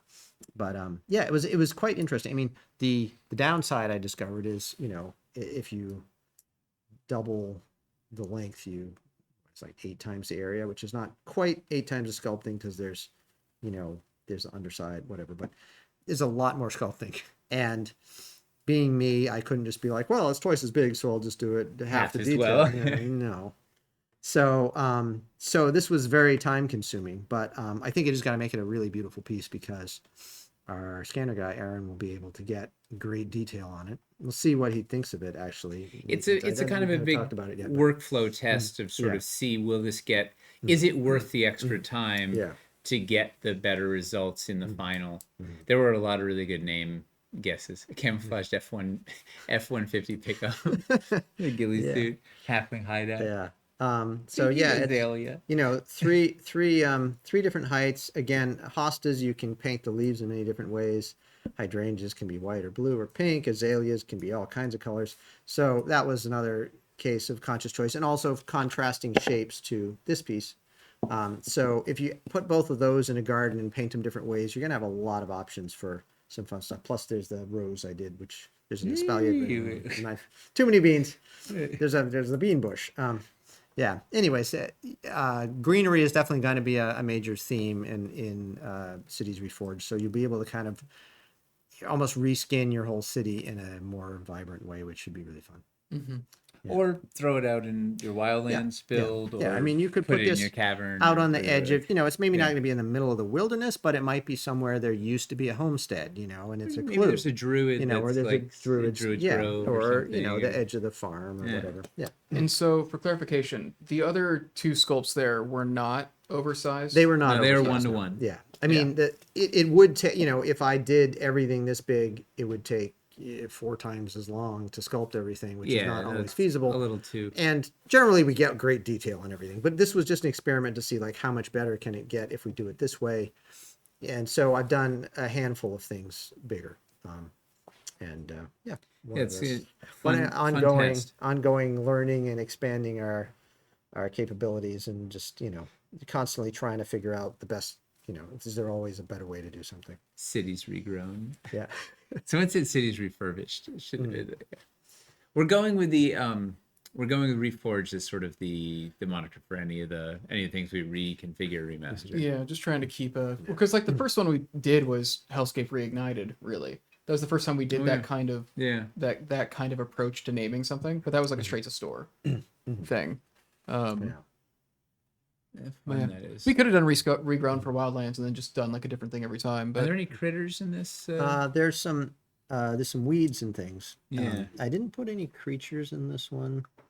I thought they might get repetitive if you get a few. Yeah, if you get 10 of these later. Yeah, but yeah, so not here. There is. I think I put a creature on this actually. On the side. the amount of people who are asking to just keep it this size. Yeah. Did I put a creature? It is massive. Everyone else see if they can see like just like a big lineup of all of it. I mean, there is something nice about just having like the Maybe huge it's. I overgrown guess it's plants. just mosses. And, But that's kind of just a Wildlands thing, really. Wildlands had a I guess lot it's of just mosses. And overgrown. I'm thinking of the rat that's on the side of that one tile. I think. Anyhow. Fun bits. Monarch butterfly would be great. It would. The one planter had a pinhole. Does that mean plants could be post options? I mean, that was meant for a tree. It's a peg This- hole yeah. for Yeah. yeah. So that's Tree. yeah. Let's. It's They're a asking to see a stump one, lineup of the but- whole thing. All right. I can even get this big. And this is not remotely close to everything in Cities Reforged. This is just a couple. Oh, This is just like a yeah, taste. Yeah. We had more time to work on it than we did for Dungeons Reforged, and so consequently we did more stuff. Work expands to fill the time available. This is Yeah. true. And the approach is definitely all the Reforged projects kind of have their own focus and specifics just based on what that line needs. Exactly. So don't expect it to look exactly like the same in structure as Dungeons Reforged did. Well, there's Yeah. gonna be more new pieces, less sets because like there's just not as much of the line. The line doesn't need as much overhaul as Dungeons needed. We're not really needing to make new core sets. Yeah. The core sets are kind of figured out, but it's, We already did Lowtown recently. yeah. Yeah. Yeah. See that lined up 2x2. Yeah. Any questions about Cities Reforged? Is there a tree stump to support a 4x4 treehouse? No, it's not. But Will you be including a grass tile? yes, the greensward. We're just gonna Yeah, say it. Had we already said that? we made it for Hightown, Made it and for then Hightown, yeah, I think Yeah. we talked about it. Maybe we showed. I don't know if we showed it. I don't know, but Yeah. yeah. So I think we talked about it. We definitely haven't shown it. We definitely Okay. have not shown them grass. I just can't remember if we said that we were doing grass when we announced we were doing Cities Reforged. Basically, Yeah. we might have, but we definitely Yeah. haven't shown it. now you know. Yeah. Yeah. Yeah. Greenery, like trying to open up parks and gardens and meadows and trying to get all your mild lands needs in place. We didn't really have additional systems in Dungeons Reforged, did we? But this is kind of No, just little we're kind of additional adding showpieces. systems. We're kind of adding Yeah. systems here in a way that we didn't with Dungeons Reforged. Yeah. Yeah. So request cities road to sewer access transition piece. Cities road to isn't that don't we The have grate, yeah. a We have sewer two grate? ways to get into the sewer from the city. What's the other Well, there's the, drain? horizontal drain you can imagine you guys shrink creep through? down into. And then the actual Yeah, trapdoor. Paul, what would you do differently than the existing sewer grate that opens that you can go down?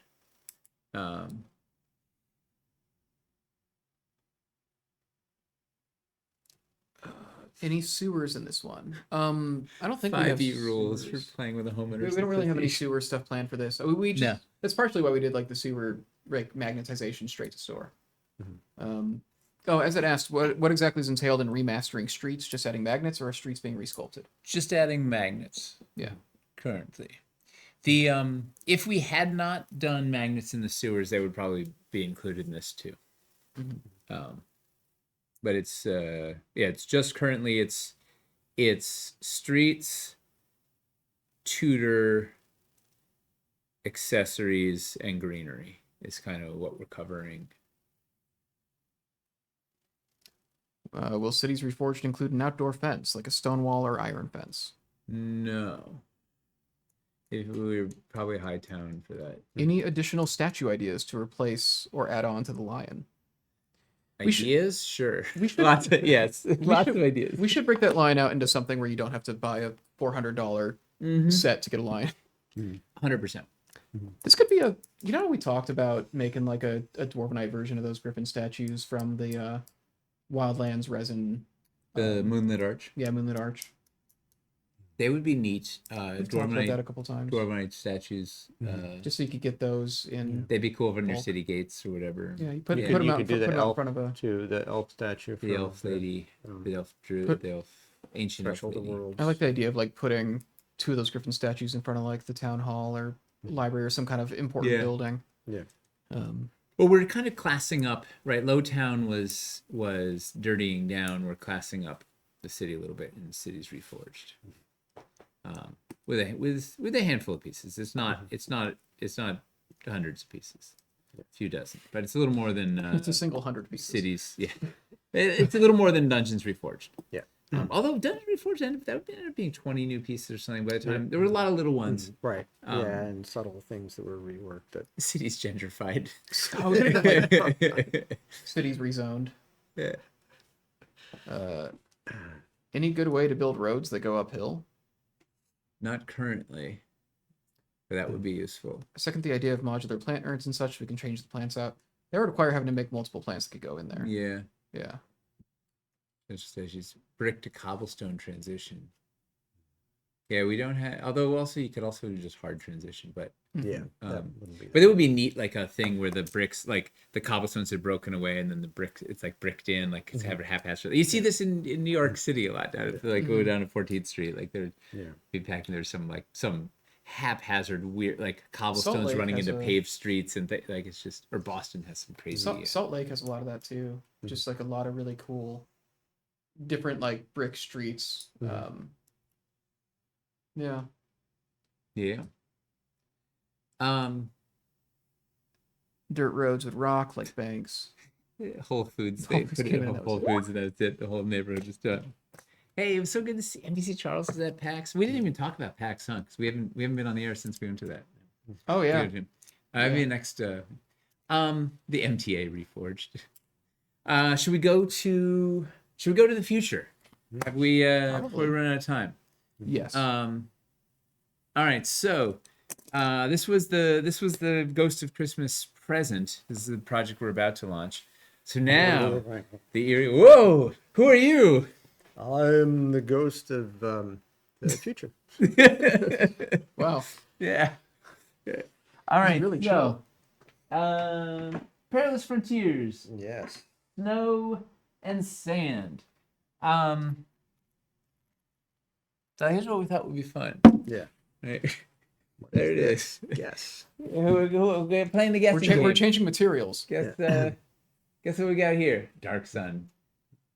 Oh yeah.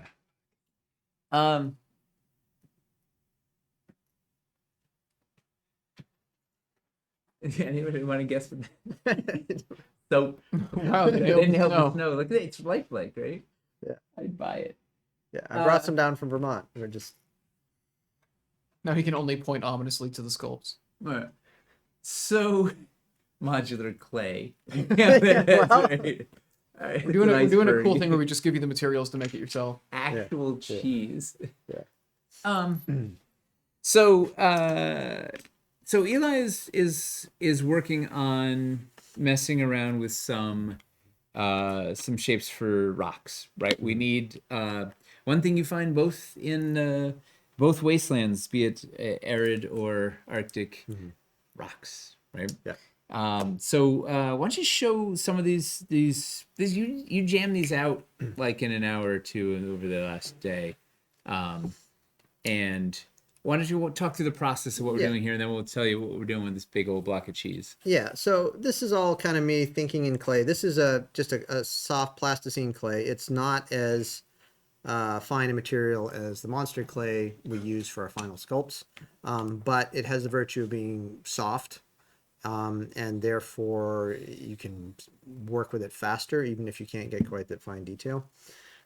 So what I did is just kind of jammed out some options for some of the ideas we have for kind of irregular stone shapes that will be going potentially in the deserts and northern wastes. And the goal with doing this is sort of quickly in 3 dimensions sketch out what a thing might be like, so you can see kind of what it feels like on the table. Volumetrically, is it filling the right space? What's the silhouette like? What does it feel like what does it feel like in hand, right? It gives you kind of a good sense. Like you can look at stuff in a sketch or a digital mock or whatever, but there's something very, at least all of us seem to resonate with the analog experience. Like you put a bunch of these down around and put some minis on and you get a sort of sense, is this going to be the sort of thing that makes sense? Like, and how do these relate to each other, right? How is this family, is this going to be a good family of rocks that are going to let people do interesting things? it can save you from a lot of mistakes that I think are made when people do work purely digitally,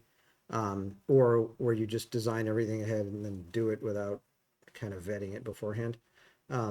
Because there are subtleties of scale and detail that you're only going to see if you're holding it in your hand. Yeah. So this is a way to explore that quickly. So And these aren't real sculpts, yes, right? I to can clear, these are- guarantee you that not all of this will make it into the final thing. Certainly not in this exact form. These are just quick mocks to sort of start exploring shapes and interrelations to the family and whatever.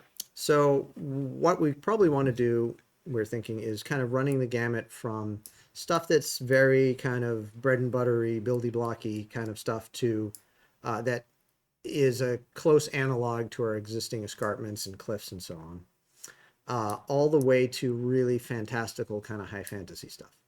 And we did some of that in the mountains where we got into the Wyverstone. And we Oh, wanted... you're going right to the big guns here. All right, Okay. well, so you know, so all right, I'll start at the other end, which is, you know, this is more of a, as you may notice, I modified it since we talked about.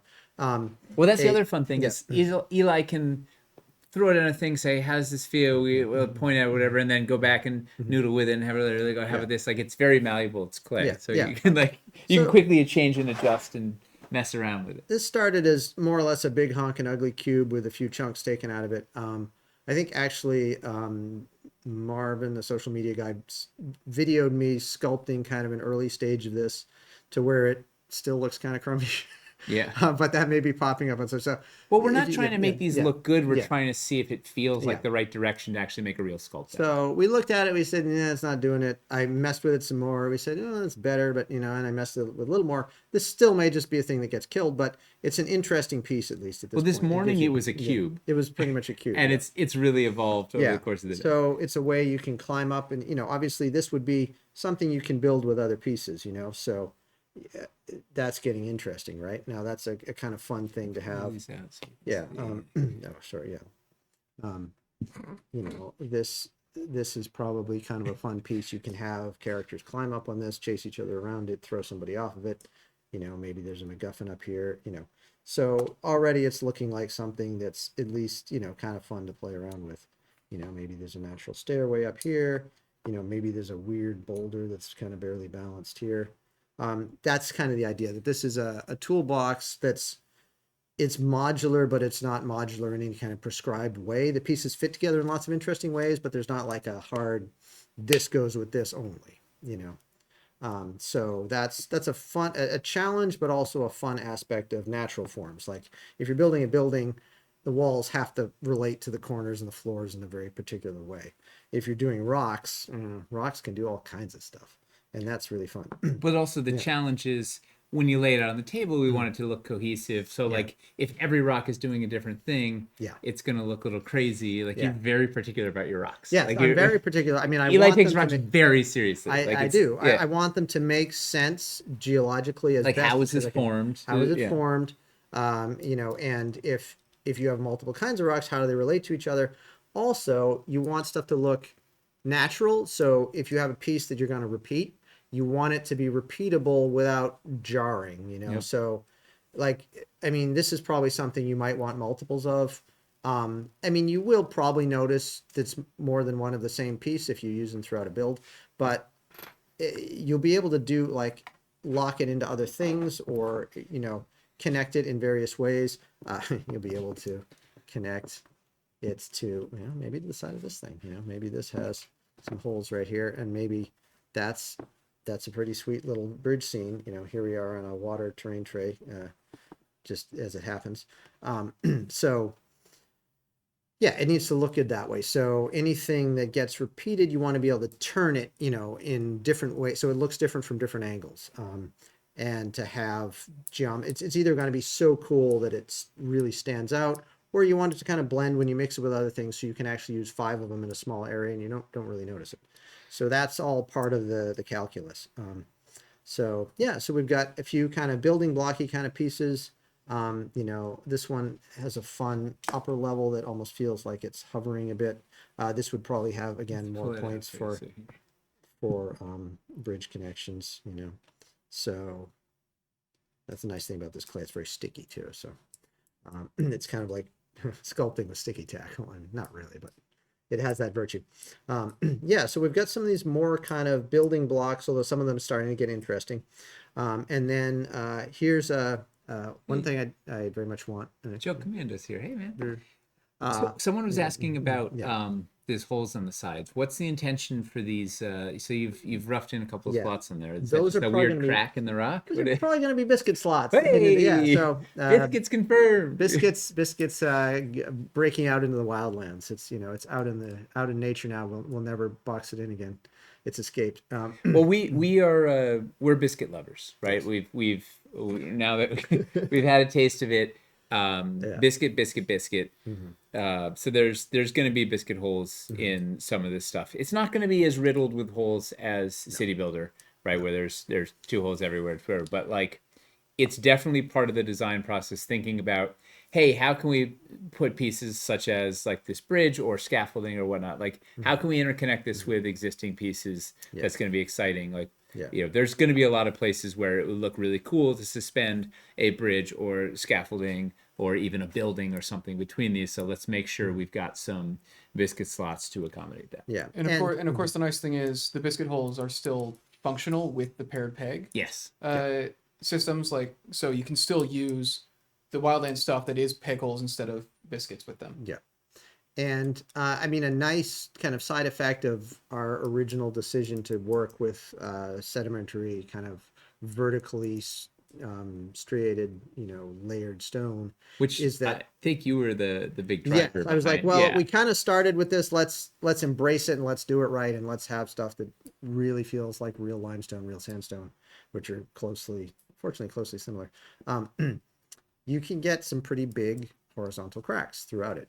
A lot of things do, and therefore you can hide a biscuit slot in there pretty well without it glaring at you. So Ooh, we got there's some rallying call for a flat stone, the wooden plank of the wild. right. A stone plank. Yeah, everywhere. that's a fine idea. Yeah. The jumpy stone, as we tend to call them, so you can put them across a river or whatever. That's a great idea, and we already have that in mind. That's not something I've been exploring because we kind of know what it looks like.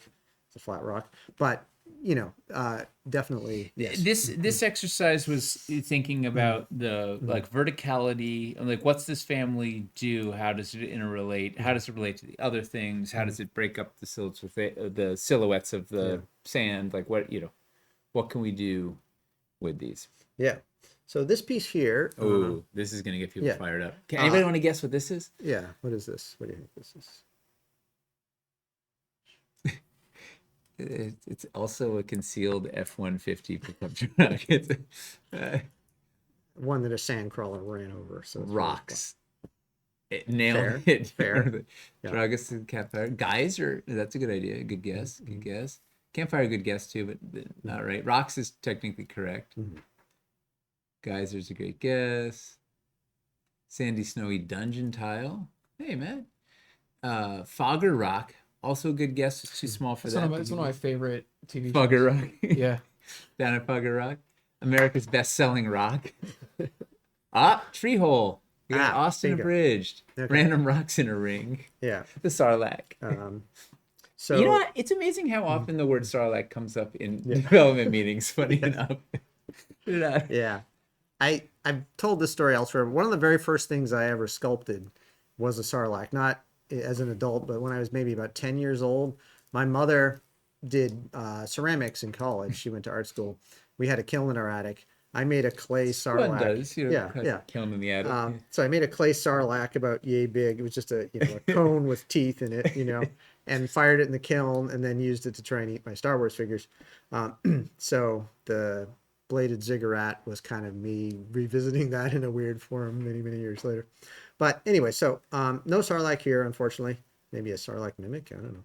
But this is a rocky stump lump, with the idea being, one thing I've noticed when I build kind of wastelandy areas with lots of escarpments and so on. With the existing, this is our existing collection. With the existing collection. We have a lot of gorgeous stump lumps, if I do say so myself, but they're covered with a lot of plants. And often they feel a little too green when you put them out in the really wasted, dry areas. Yep. So I've been wanting some stump lumps that are pretty much just rocks, maybe a little lichen. So we'll have a couple of those, probably a big and a small. So the idea is that then you can put this anywhere. Like you can even put it in caverns or dungeon, whatever. Yeah, Like yeah. it lets you put your Any stony or even a grassy location. any you could- peg-based Yeah. any peg-based growy thing Yeah. you could put Yeah. anywhere. So So and if we have new ones, again, it's bark agnostic, so anything can go in here. bark agnostic.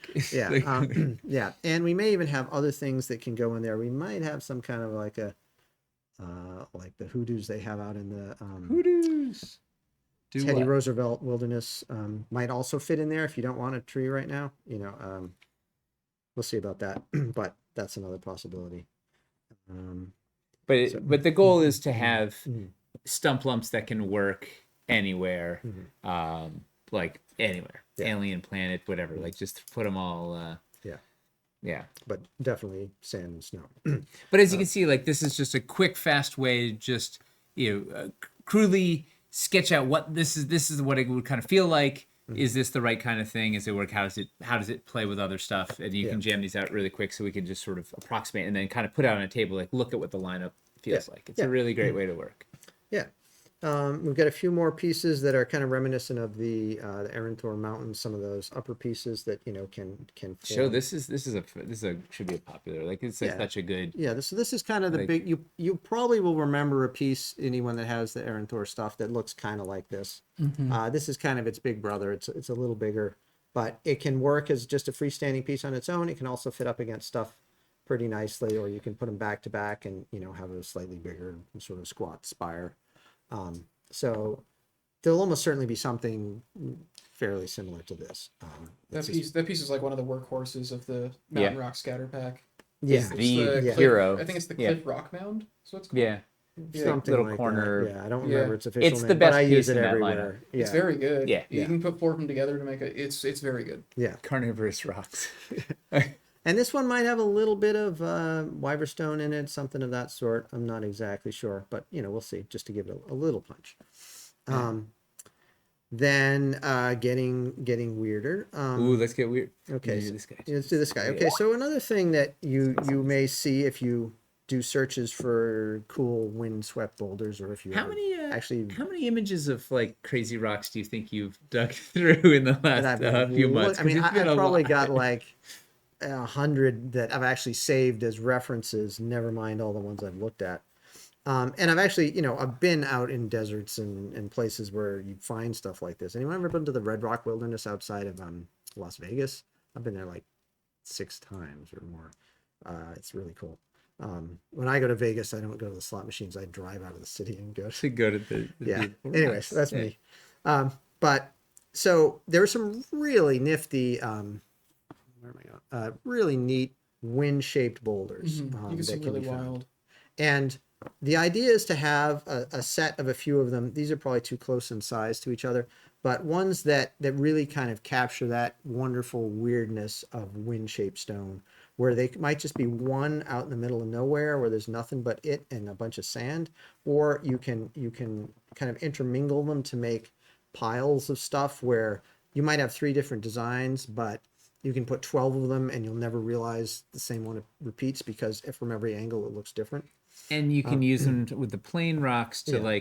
to give some character to the plain rocks. Yeah, and- so maybe it's wedged in here, or it's balanced on top of something, or and it looks precarious because you do see stuff like that. There's a lot of really cool stuff out in some desert areas alien where- looking. Yeah. Like the If you go to shapes like Goblin and Valley or colors. something. Yeah. Yeah. You go to Zion or Bryce Canyon or Chiricahua or the Red Rocks, or It's like that's in just in the another United world. States. Yeah. And Much less Iceland or I don't know. yeah, and I was trying to be inspired by like bones, so stuff that has a sort of almost a skeletal feel, like it's part of some kind of giant skull or something sticking up out of the ground. And again, these are just kind of crude, me playing with shapes, but as you can see, they're kind of fun to look at, and they sit lots of different ways. So that will definitely be a thing, whatever we do with this, where you can just on their own, they can be several different things. And then these are starting to get touched with another cool element that we're thinking of working into the stone, which is I mean, it looks very high fantasy. It's actually a real thing. Again, you can see out in desert places. It's something that's sometimes known as taphony or rock lace. Taphony. It's been the word of the day yeah. today, really. And it's basically places where the character of the rocks, even though it's sandstone, is less dominated by the splits between the layers and more shaped by wind-blown sand or small pebbles that will wear out kind of almost like a Swiss cheese pattern. Whoops. Yeah, it's this Which- beautiful, delicate lattice work Yeah, of and stone. it's both delicate and beautiful and sometimes kind of creepy and almost has a bit of like a web or a Shelob's layer kind of feel to it. And I did some, kind of rough approximations on a couple of these. It's also really fun to sculpt. I'm looking forward to Well, it. Like, and Aaron got really excited because this is a good vehicle for color, right? This is another, it's an excuse to introduce something else into the palette. Yeah. So there can be, right now, our wastelands are somewhat monochromatic by design. So we're looking for ways to, how do we spice up the palette and let people sort of add or subtract the amount of, of interest. So wasteland. yeah, so like geologically speaking, I mean, this stuff is made of the same kind of stone, but it's the same kind of stone with a slightly different either chemical composition or it was compressed a bit less when it was underground and be forming as a sedimentary rock. So it's logical for it to have a slightly different wash of color to it. So that'll let the painters pick out that design a little better, add some more color, add some more variety. It's just going to be a great visual element. And just again fun to sculpt, so I'm really looking forward to that. Canis is asking about grids. The question is there sort of any at this stage? Do you think about grid at all, or is it just sort of free form? Grid comes later. Is there no grid, or what's the sort of thought process? It depends a bit on the obviously on something like this. There's no grid. I mean, you can stand a mini on it. And the idea but, on this is it's a 360. Like Yeah. there's no bottom. Like this is just a free form, Yeah. cool thing you can use to sort of give character to a scene. Yeah. Versus something like this, which would be playable and Yeah. And as we noted, I started with a cube and just kind of looking at how I might chunk out sort of inch-sized increments. So it's starting with kind of a subliminal grid, if you will. And I'm getting further away from that as I make it look more natural. But depending on how we set the cracks, I mean, these are not pieces for the super obsessive grid purist. There's always going to be a little bit that dangles over or where you have to make a little bit of a judgment call. But, for example, here you've got 1, 2, 3, 4, 5, 6, it'd be easy enough. Hey, look, sculpting tools, where did this come from? to delineate, a few cracks. So you've got a pretty good idea of where it is. What we generally do with organic stuff is the grid is not perfect, right? It's because like if you have every rock is square stuff, it just looks terrible. Yeah. So we take some liberties, but Eli takes great pains to make, delineate where, there is a grid that's discernible on something that's supposed to be playable, has a decent amount of space, like, or it's making the top, this is roughly a 1-inch square, like, so you don't need a square because the top is a 1-inch oval or whatever, by making those shapes, like, right, you can see in this one, you already capped it in 3. There's a break in there. And like, so this is, you got your 3-inch piece. And all the other thing is like, the smaller it is, really the less you need a grid. I mean, if you can't find the 4 corners of a 2x2, I mean, obviously if you make a whole laid out area of 2x2s, you need to see squares on them. But if it's a 2x2 like raised thing, where the 4 corners are, it's 4 squares, so it will probably have something that's breaking it up, but we assume you have the the wherewithal to figure that out. It's when it gets bigger that it helps to have something, and then we do the best we can. If it's a choice between a really clear grid and aesthetics, we will go for aesthetics because you don't want something that looks like crap. This like I said, it started out as a cube and it looks like crap. Also, but you can at your table figure out how you want to tackle the grid, right? You can be very precise with how you're laying down your pieces. You can use a tape measure on the table if you want. There's ways you can do it. You can't make it look prettier Yeah. on the table. Like if Yeah. it, the sculpt is going to be what it is. So Yeah. we generally favor the aesthetics over the precision in organic pieces for the grid. But like say those are the sort of most, I mean, these aren't even really bread and buttery exactly, but like this one has a place you can stand. These definitely do. And you can lay these on the grid so that helps you This know will line what's up where, and you know. So yeah, we're cognizant of it. It's one of the many factors that we're juggling. And hopefully we get everything in there as best we can, including some acknowledgement of the grid. Yeah. I mean, has it been a problem? Have people, do you guys have a bunch of complaints about the grid in Wildlands or Caverns? Like, has it ruined your game? Is yeah, the that question. one guy that just can't stand it. This is Grandpappy saying, I've never seen pieces so early in development. It will be interesting to see how they develop from here and from prototype to finished piece. And that's sort of the mission statement of the channel, right? It's trying to show some of the process. And for anybody that followed along and in Wildlands, we showed a lot of early stuff, and Cities Untold, we showed some early stuff, whatever. So you'll get to go on the journey. A year from now, you get to see, oh, I saw that when it was just a thing, or maybe all these pieces die, right? Like then maybe none of these ever make it. You don't know. We don't know what the storyline is going to be. Yeah. Like we don't know what the final lineup is going to be, but that's also part of the process. But yeah, this definitely is early on. I mean, I did most of these this morning, so yeah. Space Party 66 is the players can't figure out where the grid is, but also it doesn't matter.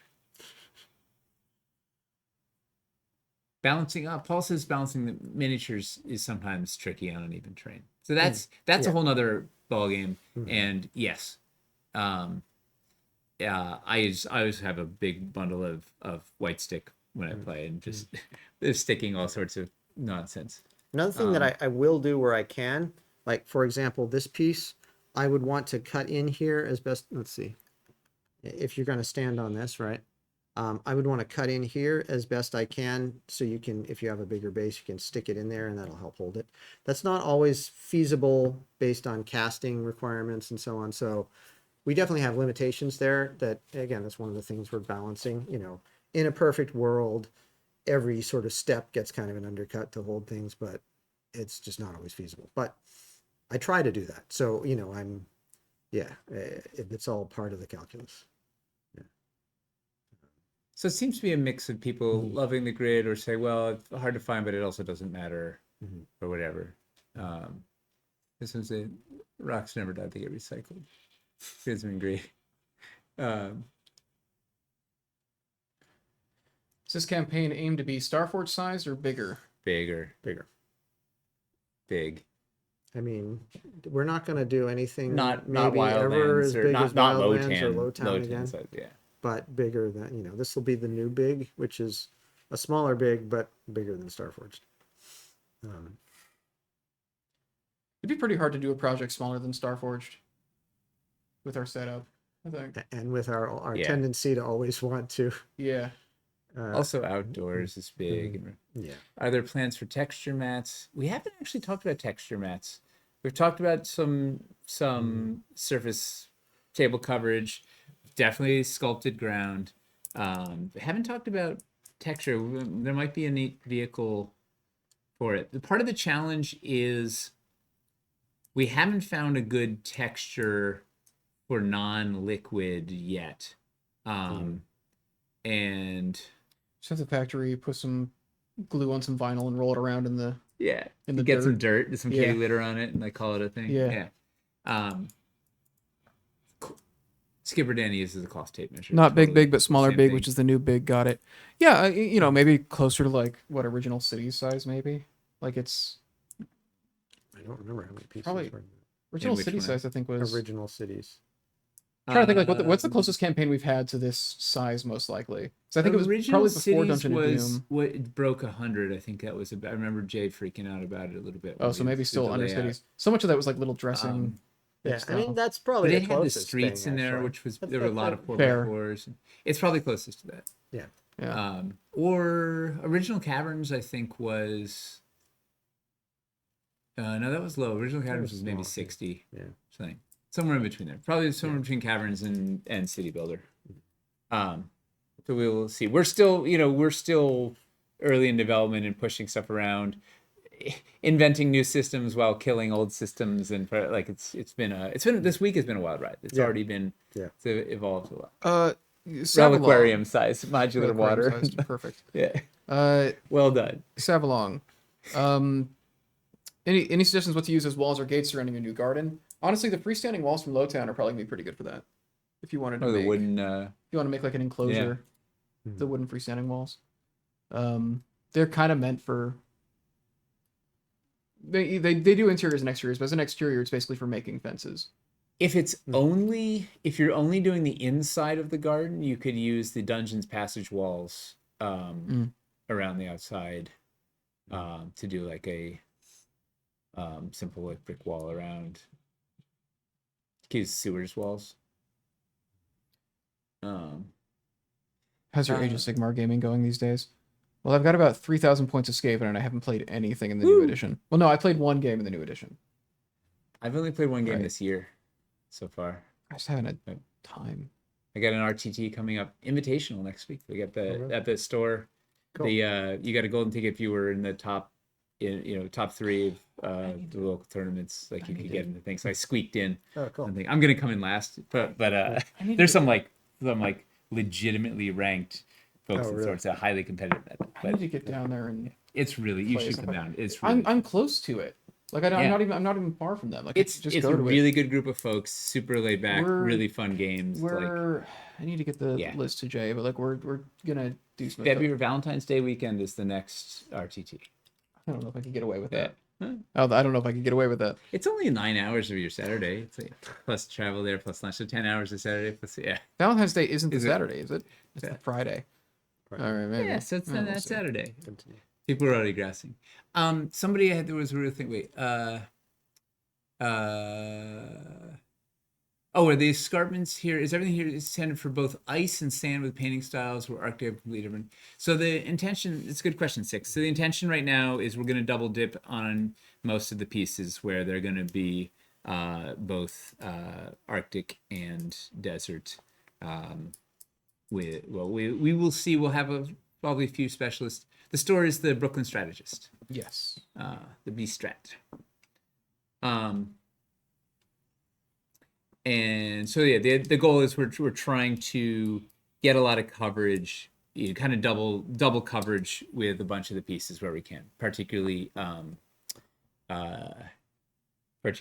like sculpted ground or whatever, like sand and snow we've discovered, and Eli's done probably 10 different texture tests at this point or something of like, can we do something that looks, if painted one way looks like snow and painted the other way looks like sand? Arctic and the answer is yes. Arctic is not ice and paint scheme. Well, there's going to be a variety of stuff to it. Like the rocks aren't going to be like these wouldn't be painted like ice. We did them probably. Well, we'll have to see. Maybe. Where it's all in flux. Right? Yes. Yeah. That's another thing too. Is this? Yeah, we are extremely early. But the intention is there will be most things will be doubled, and we'll have a desert version and a snow version. And it's gonna be cool. We got some really hamsters working on the snow theme. Aaron's working on the desert theme. The palettes are gonna be cool. The pieces are gonna be cool. Like it's fun. Like going back into the wilderness. Yeah. Well, that's a question. What's exciting? We got like 3 minutes left. What's exciting for you going back into wilderness after it's been a while, right? It's been a few years. Exciting to me. Yeah. Okay. Yeah. What are you excited about? Like. I just love working with organic forms. I mean, it's liberating. Although with a carpentry background, I enjoy building buildings, say, and then I enjoy kind of the geometry puzzle of that and the engineering of honestly, you like all of it. Let's be honest. I do like all of it, but every building challenge you enjoy. I think I do like this more, actually. I think the wilderness, I just love being able to sort of work with pure I mean, it's not pure shape because it has to have a logic to it, but it's still freeing compared to like, all right, it has to be a wall and a floor, whereas like this is stone, and stone has its rules and it follows those rules. But it follows those rules in all kinds of interesting directions. Never mind when you get like wind shaping it like the Tafoni, or when you have a fairly fantastical inclusion like the Wyverstone that's vaguely like obsidian. but obsidian that's somehow in the midst of this, it's fun. I Yeah. love the shapes. I love creating new textures. I love doing plants. I love doing You stuff. love plants. Like I love that's part of the plants, fun, especially fantasy plants, where it's like trying to take what real life. You should see some of the plants that Eli has been digging up, and like the stuff that you wouldn't believe actually exists in the real world, and they're like, Yeah. "That's too outlandish to base a Yeah. fantasy plant on." No one So would we gotta- believe that yeah. thing. Yeah. So, yeah, it's it all excites me, but Yeah. yeah, I definitely love the wilderness. I mean, I'm a naturalist and a wilderness lover myself, and I live out in the woods, and it just feels kind of like coming home to be doing wild stuff. So, Well, welcome home. Sadly, tomorrow's Eli's last day here in the studio, but we'll make it fruitful. You gotta, as far as little creatures go on the sculpts, you gotta get a snow fairy in on one of the Arctic sculpts. a snow A fairy. snow fairy. These little Japanese birds, and they're basically just like completely round, like white puffballs.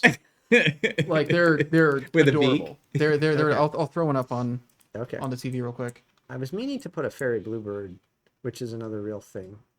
Fairy bluebird. Yeah, they're gorgeous. They're blue Oh and black. wow, that's ridiculous. look at this That's guy. a cartoon. That Yeah, can't they be they don't real. they don't look real. Like they That is You'll never really know it's there because it'll just be It's like just this this little white little snowball. yeah.